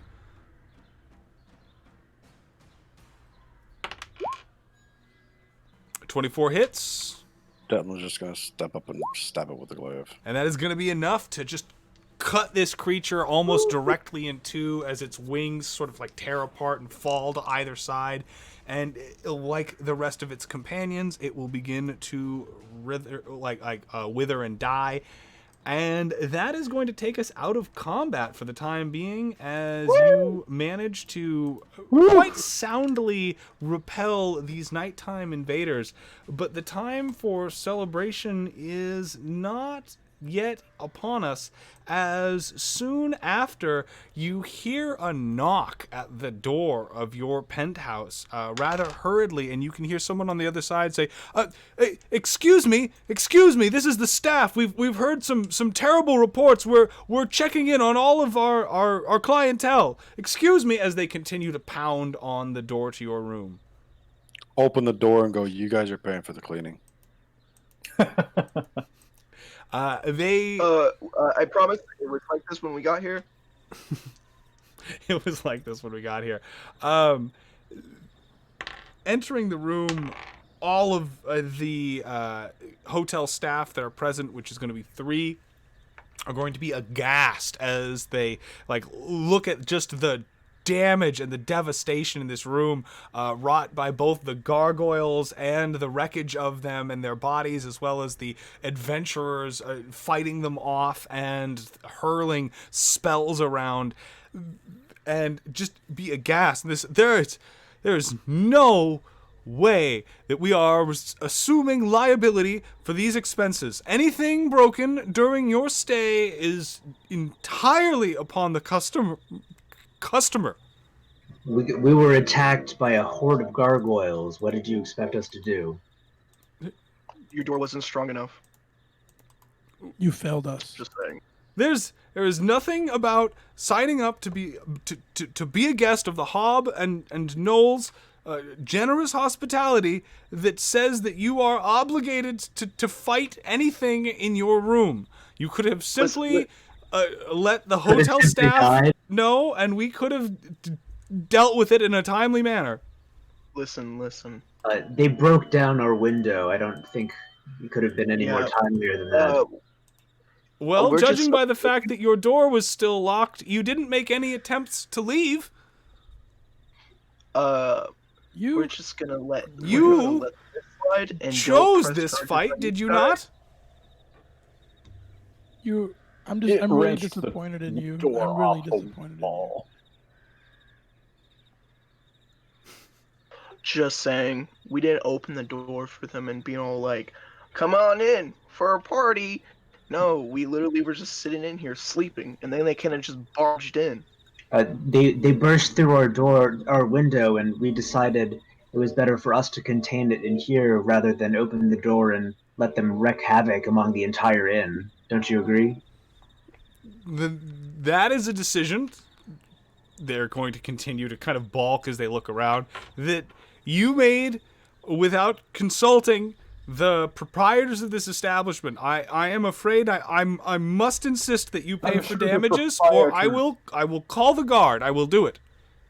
Listen, the proprietors of this establishment would not have wanted to be in this room to make that decision. Yeah. I think they would definitely prefer us to make that decision for them than for them to come in and inspect this in the middle of being attacked by gargoyles. Looks like Can you I- have a gargoyle But for problem. right now, we need our sleep. All right, Can I try a persuasion? go for it. I'm gonna say Could I we had assist him? to make a split second decision. If we had opened that door, they would have stormed through the entire inn. We did what was best. Go ahead and roll that persuasion. All right, 18. Yeah, I was. With that, Oh. they are going to look at each other and kind of nod and say, the final decision will be made by management, and I will hear nothing further of the matter. I hope that you all enjoy remains of your stay at the Hob and Knoll. Thank you. And Oh, we will. with Let's that, grab I'm something. they're going to begin withdrawing from the room and then going across the hall to check on the other penthouse to see if there have been any other damages done. What is the group going to do now that they find themselves once again resting easy in a, well, slightly draftier now lounge area of their penthouse? I'm gonna Sleep. leave a bad review on this. I'm gonna leave a bad review on Yelp about this Yeah. place. I'm gonna join Not in sturdy on doors. that. I'm gonna join in The on that writing. equivalent of that would not be Yelp, but instead a parchment on a bulletin board in the center of town called Crier.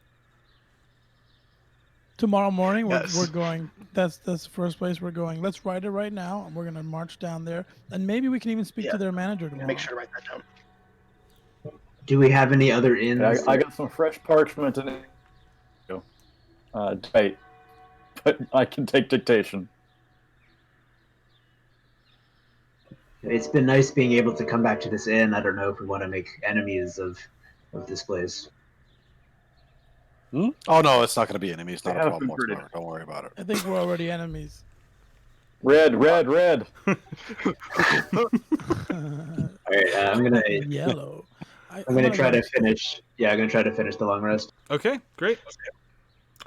With that, you will find that your long rest goes undisturbed, and the only thing that really brings a sour note to the morning, other than the acrid stench of gargoyle guts all about the room, is that there is an additional bill tacked to the outside of your door to the tune of, they want 45 gold pieces and 2 silver for damages sustained over the course of your stay, and it is signed in red ink at the bottom. It says management. No. I'd like to speak to their manager. Yeah, we're gonna pull a Karen on this one. Sorry. Having accrued a significant amount of wealth, I'm gonna leave the gold and not wanting to get into this. Okay. I mean, if you want to pay for it, I won't. I'll say I got No, this. I okay. don't I'll cover the 2 silver. Don't worry about it. appreciate it. All right. Make sure to deduct the 45 gold pieces out of your inventory, Jassir. It's a steep price to pay for civility amongst service workers, but it is an important thing, and perhaps this resource will come back to reward you in the future. I'm a man of the people. Leaves you then, I mean, with the morning unfolding and not but your own imagination to stand in the way of what you might accomplish today. So what would everyone like to do? First, okay. So we need a parchment, and we need to write down a bad review for this place. Bad doors blamed for self-defense. 2 stars out of 5. And also terrible insulation, lots of noise, That too. very noisy room. Don't come to this place. Are you literate? Am I writing this for you? Please write it for me. We need your steady hand. That's I Ah, can't yeah, but- write or read. I'm gonna ask for my name to be left off of that. I'm gonna ask for my name to be put on it, and my name is Jassir.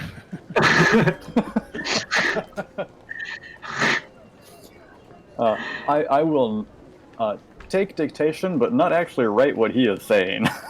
Noted. He won't know the difference. And That's a lot of wood. yeah, I will write a long paragraph as he keeps talking and talking, and it will be as innocuous as possible, with a couple of compliments on how great the service downstairs is, and the wonderful salads that they serve, and how accommodating the staff is. Yes, it's a bit drafty. It's loud outside. 4 stars. They, It's just slowly creeping Hey. back up. I may not be able to read, but I can see 2 or 3 stars. Okay.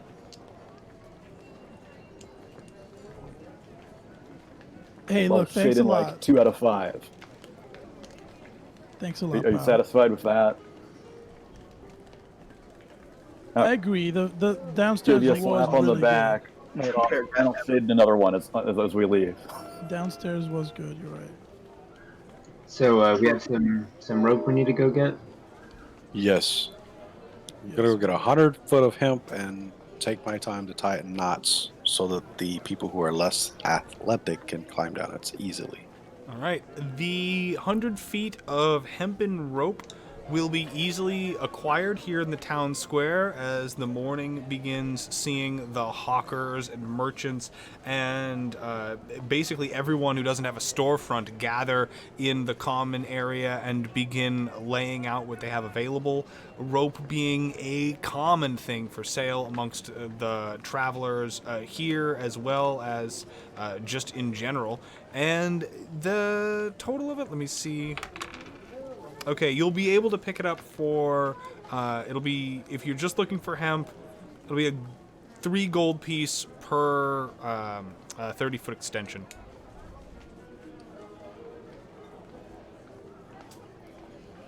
So 9 We'll total. take it. We.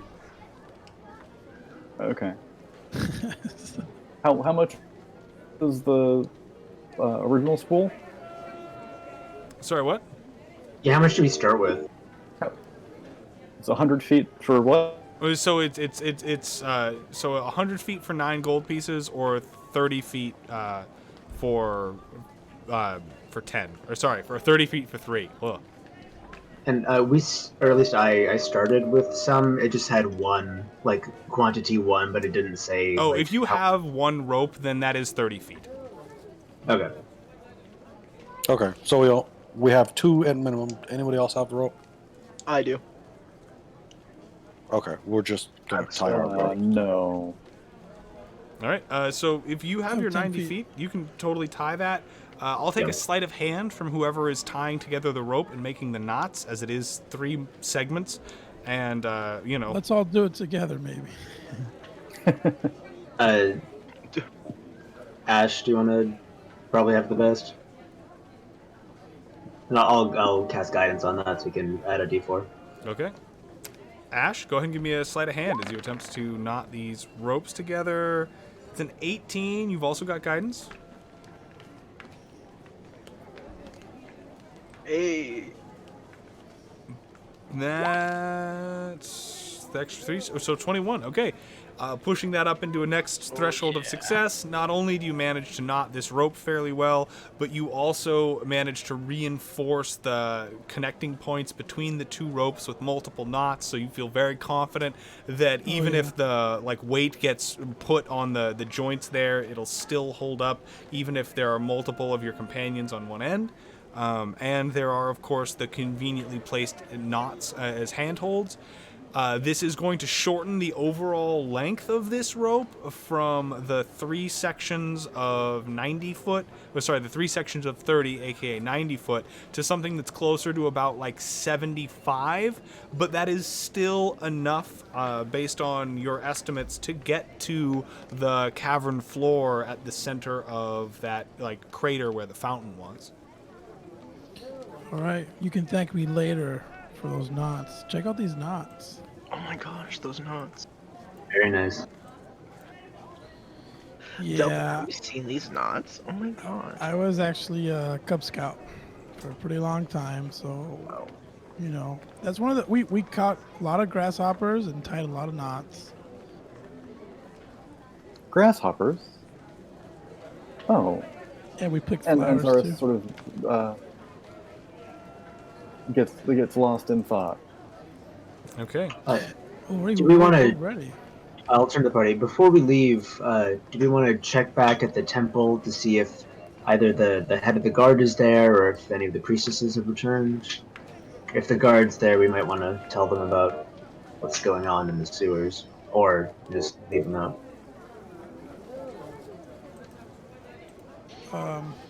You know what? Fine by me. Let's try it out. All right, I'll head over to the Okay. temple.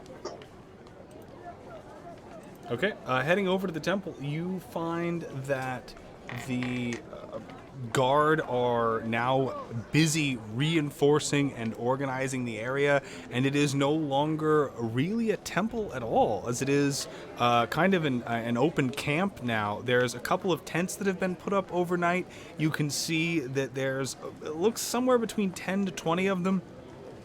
Moving up and down the stairs with supplies in hand. The woman that you spoke to the previous day, who seemed to be commanding the situation, is still giving orders, but it looks like she is no longer the highest ranking amongst the people there, as she is also busy kind of like sitting in on a meeting of some kind with a few people. And when you approach, whoever it was that she was listening to so intently is going to decide to move on, while she will then turn to the rest of the band and say, thank you for letting us know about everything that was going on here. We are still trying to get a better understanding of what's happening. We have yet to hear back from the priestesses in any capacity. We fear the worst for the moment. Is there anything else that you can tell us of your exploration or what has transpired in the last few days?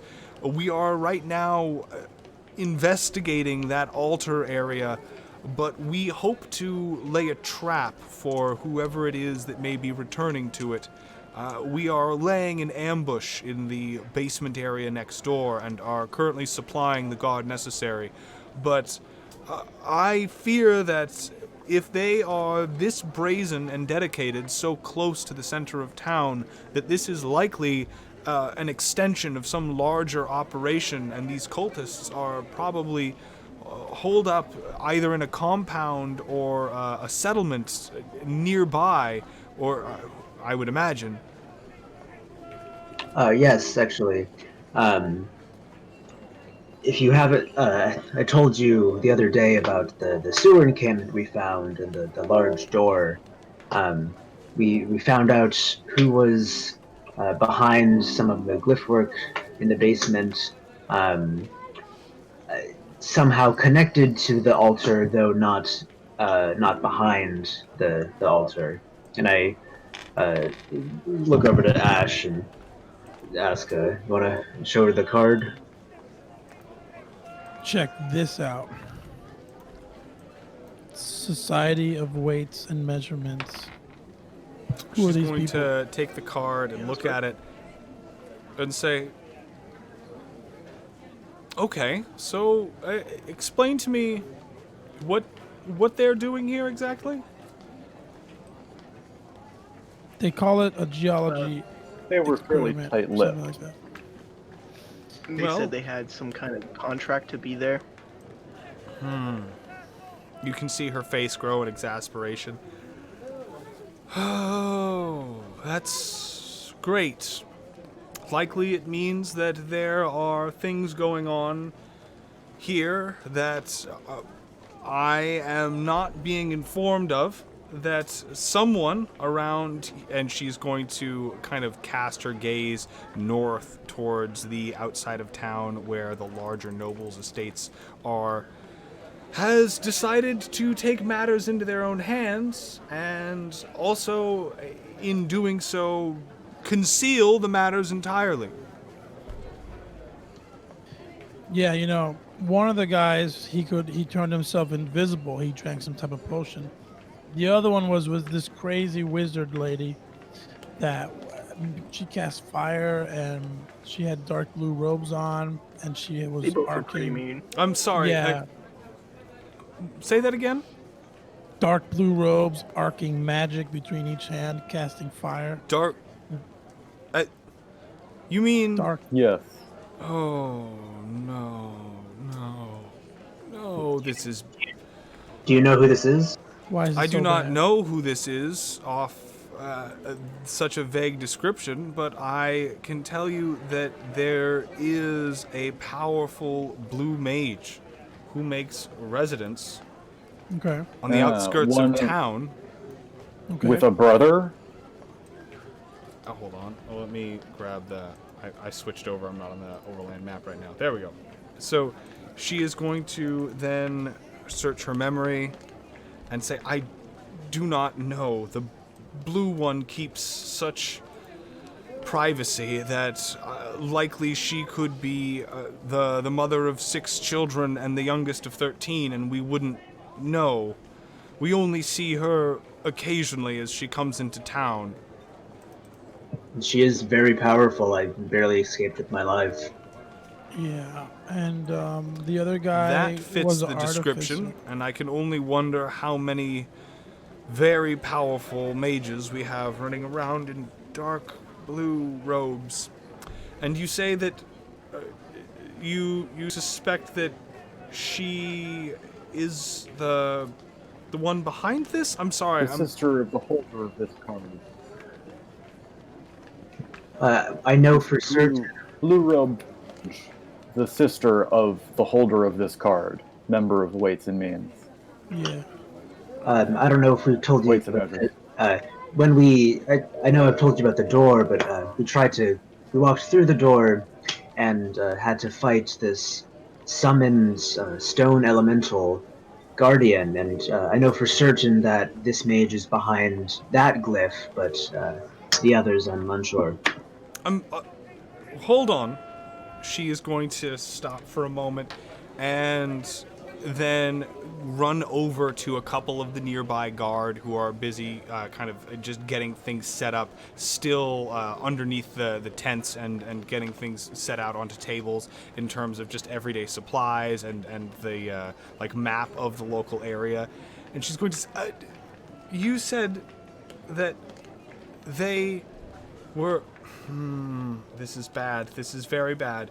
The Blue Mage summoned some sort of elemental earth stone guardian of some kind? That's correct. Is that not, Yeah. as she grabs the guard that she had just spoken to and kind of point to him as if putting him on the spot? What did you just say to me? Well, the original report said that when the fountain got destroyed by that sunbeam, there was some sort of rock creature that formed out of the energy there and ran amok through the town. Something about there was doom gonna befall anyone that kept searching, and that people should abandon their hope. And then the account that I have here says that from the priestesses and the passerby's descriptions, the mage was spotted, or a mage in a dark blue robe, in the nearby L Tower. And from what I understand here, it seems that there was a collapse of the church shortly after. Do you know anything about that?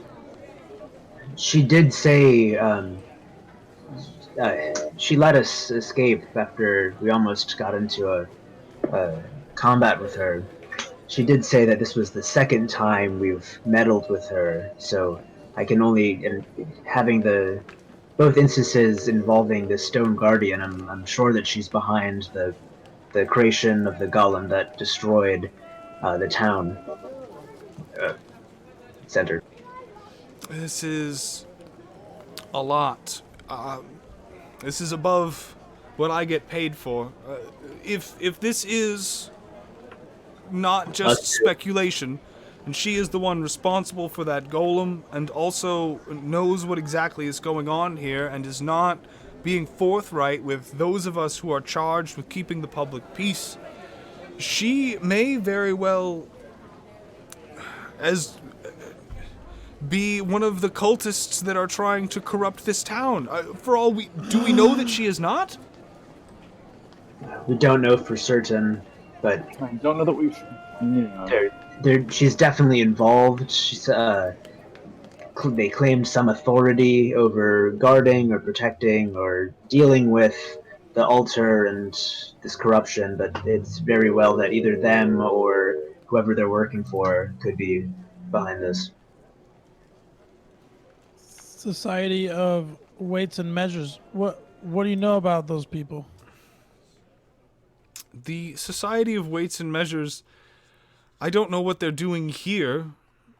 They are mostly found in much more established areas.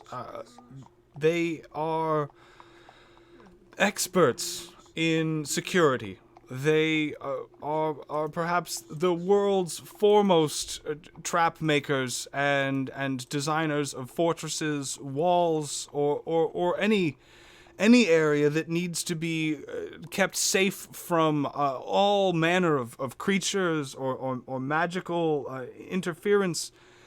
Normally, they're put on retainer by kings and queens, empresses. They have an exorbitant fee. They demand money in excess of a king's ransom.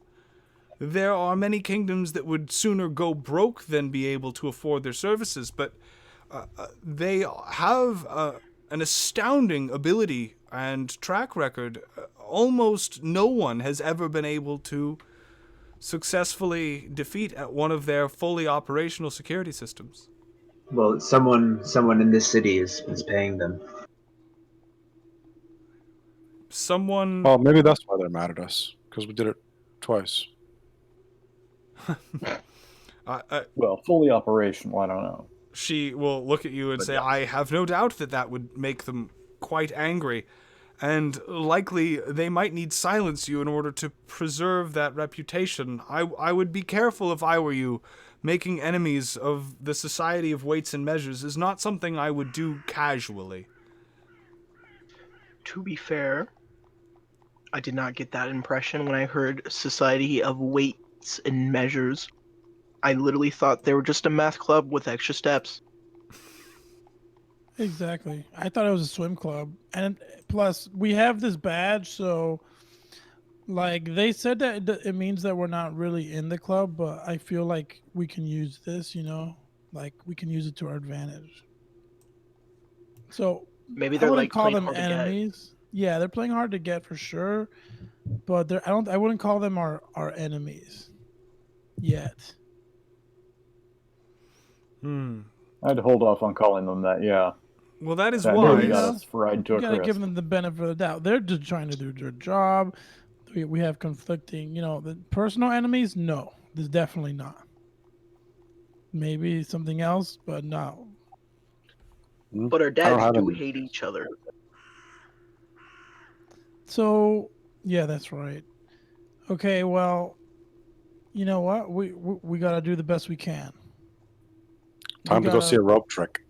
Yes, we gotta make our way down that shaft, and I don't know, see what we find on the other side. Okay. You're all going to tie off the rope and descend into the crater in the center of town? Is that the... Oh yeah. Yeah, but can we like walk yeah. in like a V formation, kind of like with like all slow-mo? Yeah, like anyone with hair can go like Yeah. like whip it out like we're going in this hole. Okay. My tail We switches may back and not forth. come out. Yeah, and like I'll be like swinging the rope around like this, like at least like one end, like. Yeah. Totally not cheesy. I like it. Then we just fall in the hole. The hole it's important to remember, being actively patched over as people are working on getting the street back into a condition that, can maybe hopefully feature a fountain in the future. There are a number of places to tie off this rope to, as there are boards and stones and all kinds of things.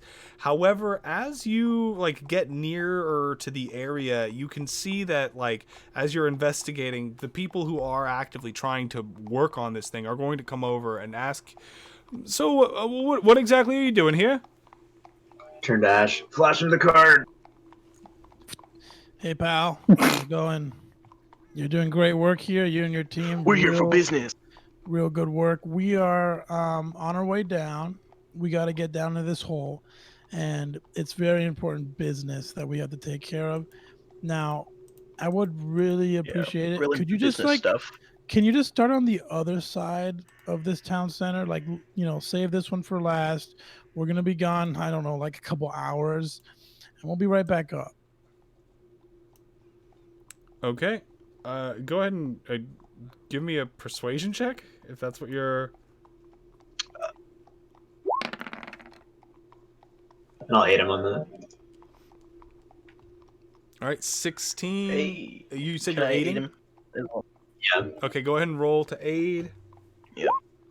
That successfully aids. Ash, you can roll again, as you now have advantage.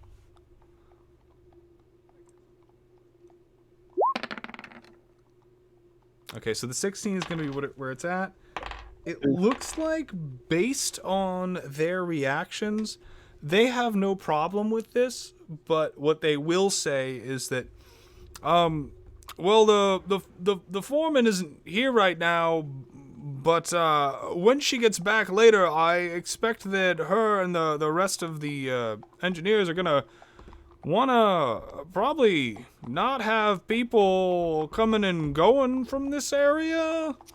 I thought you'd say that, so that's why we're gonna leave a note. We're gonna leave a note. I have a scribe. We have a personal scribe here that's always with us, and he has really good handwriting.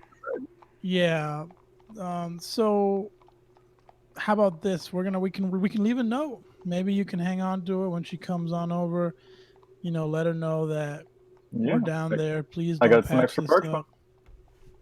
So yeah, we can do that. We'll leave a note. You'll have to tell her yourself, but it's fine for the day. I mean, we're not sealing that thing over anytime soon, but just be aware that you're not always going to be able to come and go from here. We've got a job to do. Of course, you're doing a great job too. You're doing so. It's gonna look so good. It's gonna look so good. Really they should laying actually it on name thick. it. They should name this town square after you. What's your name? He's gonna stand back and go, well, I that wasn't what I was suggesting. My name, well, I'm Parathin. What's your name? Parathin's Town Square. Or they could say, maybe they just call it Parathin Town. They just changed the name. Oh, I like the sound of that one. Wow, you're doing such a good job. You're doing so good. Not really being Thank you. plied by your compliments. He is certainly being stunned, as he's not sure what to say, as you all kind of continue to pass by. Tying the rope off is the last part of the last sleight of hand check that I'm going to need to get this thing set up, and then I will take athletics or acrobatics checks from everybody as they try to work their way down. Hey, Can I guidance both the sleight of hand and athletics, or You just can one? guidance actually you can do if everybody goes one at a time, yeah, you can do that. Cool. We'll do a little assembly line. I'll pat them on the back as they go down. Got it. Let me get that sleight of hand. Okay, excellent. That 20 is going to be more than enough. The barbarian is able to easily just like almost climb like face first down this rope. Ash, you are able to as well. Jasir, okay, 8. If it were not knotted so successfully, you would be in trouble right now, but you got over 5, so you're fine. Ash, you already rolled your athletics? No, oh my God, Zaris. Did you not? No, I just rolled for the sleight of hand. Oh, okay, I- then. Oh, man. You can have the guidance on both of those, except Yeah. Zaris, So, Ash, you've got guidance, and you just need to get up over a 5. So that is still doable, but meanwhile, Zaris is going to be on the receiving end of a critical failure. Oh my God, I rolled so many of these. I'm sorry. Okay, well, I'm just going to take the first one because that's what matters, and that is going to be enough to get you over. So you are going to be like really taking your time, and it's going to be like very, very wobbly as you get down, but you are going to be able to get down safely. Zaris, rolling for variance on what happens here, given the situation. It looks like you're not going to fall too far of a distance, but what is going to happen is one of your legs is going to At least they're all below me. Yeah, no, one of your legs is going to get wrapped up in the rope as you go down. I'm going to need a dexterity saving throw or a strength saving throw, depending on which you prefer, in order to keep your leg basically straight and taut in enough of a rigid way that your the rope's pressure and your body as a counterweight doesn't accidentally snap your ankle or your calf. 12 is going to be enough to avoid the worst of it, but you are going to take 3 points of damage as you do kind of like strain one of the muscles, and you can feel it kind of like shooting up into your calf, and it gives you a little bit of a limp as you finally unwind yourself and get down to the cave floor. Miss Shakes. Are you, Zaris? You okay? You good, man? And No. there- Hang in No, there. it hurts. Yeah. When I make it down to him, can I help Yeah, absolutely. him out of that? Heck yeah. Hey, buddy. Just like crawling towards you. Hey. So Oh, God. the gang all united down here on the bottom of this cavern floor. You can sense just by looking about you, as well as the way that the air is flowing, that this cavern is of substantial size and sprawls out in a couple directions. You can tell here off to the east, this is a wall, and so wherever you're going is likely gonna either be south of there or north. And then off to the east here, or sorry, the west, this, what it looks to be, is fairly open and goes for quite a ways. Even though your dark vision does, run out and you're not able to fully see how far, there's enough of a pitch to the ceiling of the cave that you can see, that you get a feeling that this is pretty large. About you is rubble and sewage and debris left over from the sewers being broken open, as well as all of the street collapsing into this cavern from above. So there's both timber and snapped wood, as well as just chunks of broken cobblestone and mortar and brick. What would you like to do? I'd I like will to pick up some of that snapped timber and give everyone a torch that I've cast light on. Oh, this is nice. I love this. Okay. I'd like to make a perception check just to see if I hear anything, just in my immediate surroundings. Go ahead and from give me a either perception direction. check. And then while that's happening, I'm going to use the reveal tool to expand your view of the cave now that you've got some light to shed on the situation. 13 perception. Jasir, you do not hear anything other than the flowing of the sewage up above that is actually still kind of running into this cavern in various places and slow trickles, and sounds like just kind of the distant drizzle of a rain pipe, and that echoes out into the rest of the cavern. But past that, you don't pick up on anything else. There doesn't seem to be the sounds of any movement or noises. You don't hear anyone speaking. There isn't like the ticking of gears or the flowing of water or anything like that. It looks to be fairly still. You can No flowing tell of up to water. the north and also to the south that it looks like there are some swatches of the cavern floor that are otherwise just like coated in what looks like some sort of it's hard to describe in any other word, but just like filth.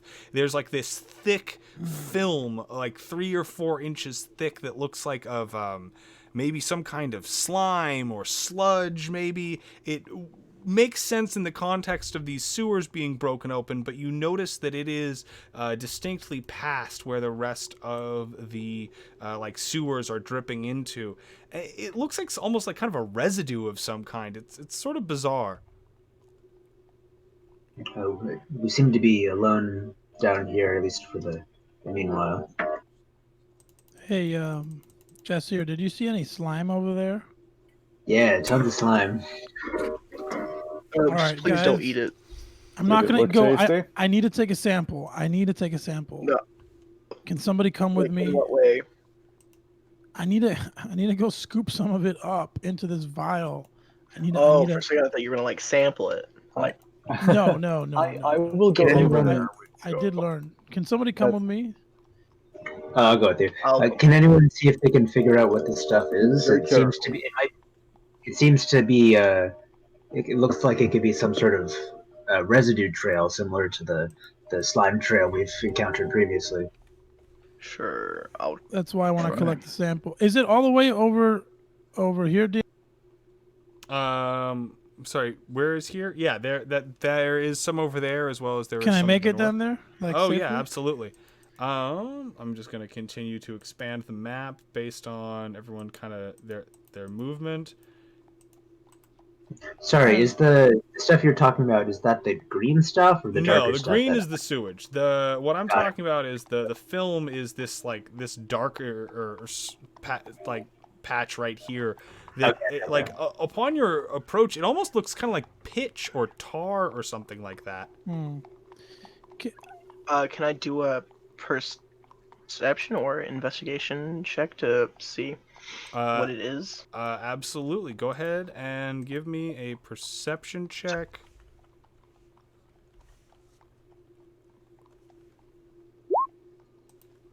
All right, 18 Yes. perception. As you approach, you are going to notice that it seems like this particular substance is like it's viscous. There's like almost as if like a membrane on the outside. And that is when you realize that it is alive and moving, as this layer It's alive, that was it's spread alive. super thin across the ground begins to roil and contract itself towards the center, amassing itself into a ball. You are going to watch as this thing condenses and turns into a black pudding.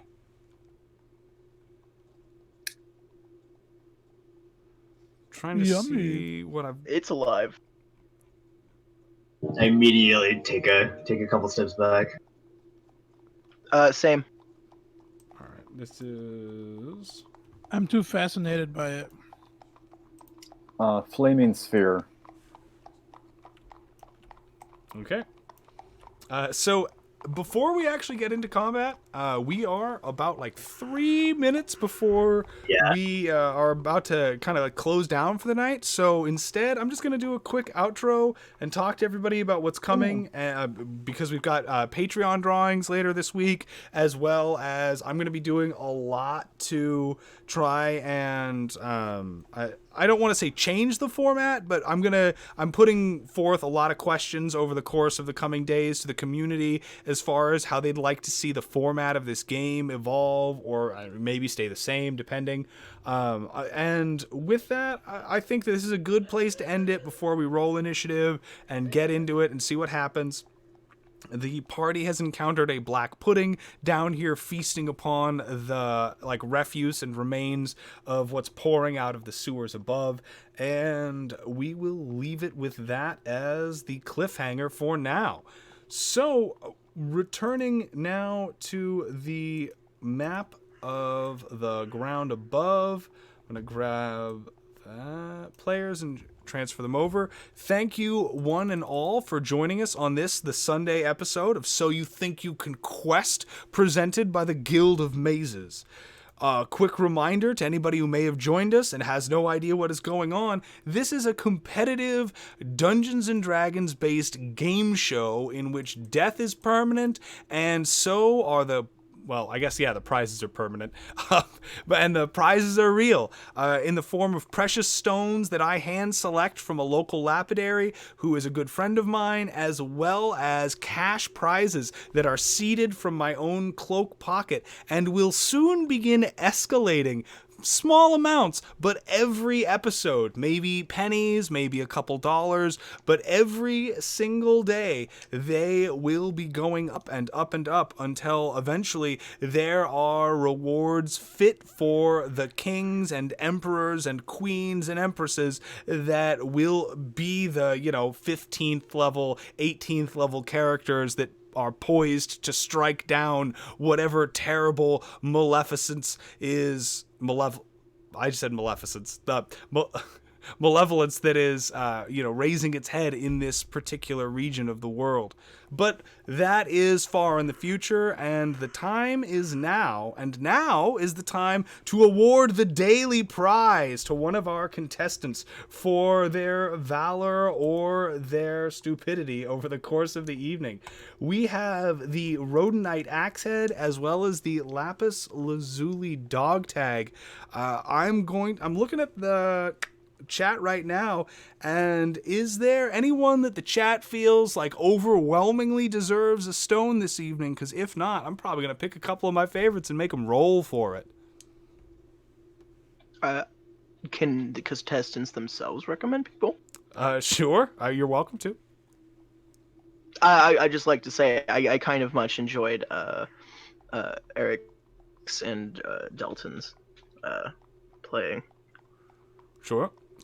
Don't get me wrong. No, everybody else did really great. Yeah, no, I get you. I'm just Jassier or Detlin is being, and then Ash, and so I think at that point we've got, we've got 3 for Detlin. 2 for Detlin, yeah. So, Detlin, I'm going to go ahead and say that congratulations. That means that this is the first stone that I believe you as a contestant will be winning. Which would you like to have mailed to you at the show's earliest convenience? The Rhodonite Axehead, the one that is pink with the black speckle, or the Lapis Lazuli Dog Tag with the fine quartz inclusions at the bottom of it? I think we're going to have to go with the Rhodonite, considering he's a red dragon, and that looks a whole lot like a dragon scale to me. I think that's a very keen observation. I hadn't thought about it like that before, but that's very true.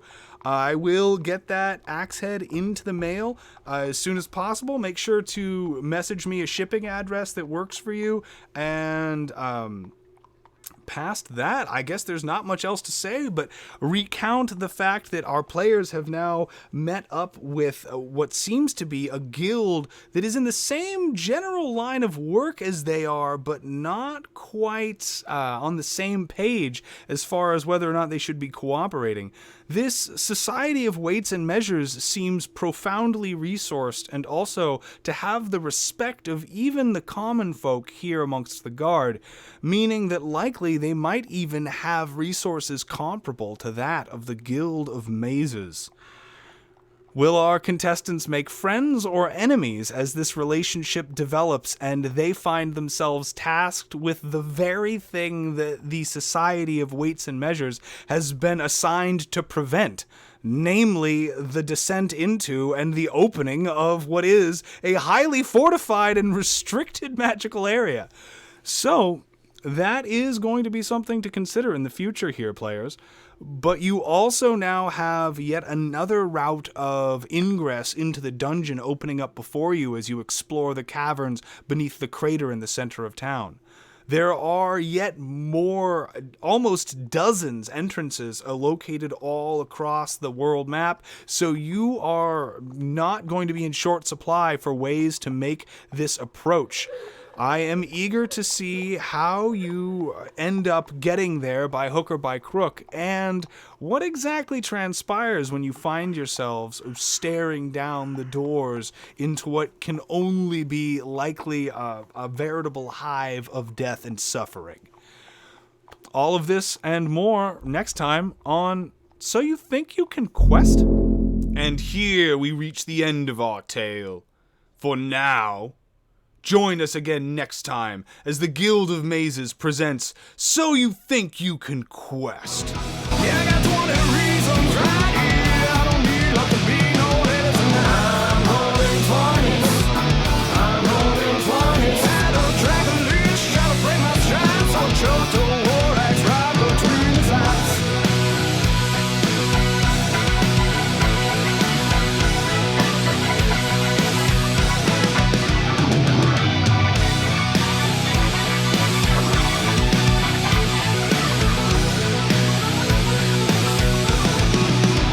Been gaining on the dragon's ass since 2 days past. He terrorized the town, brought him to the ground. But I've been moving quick and fight that son of a bitch now.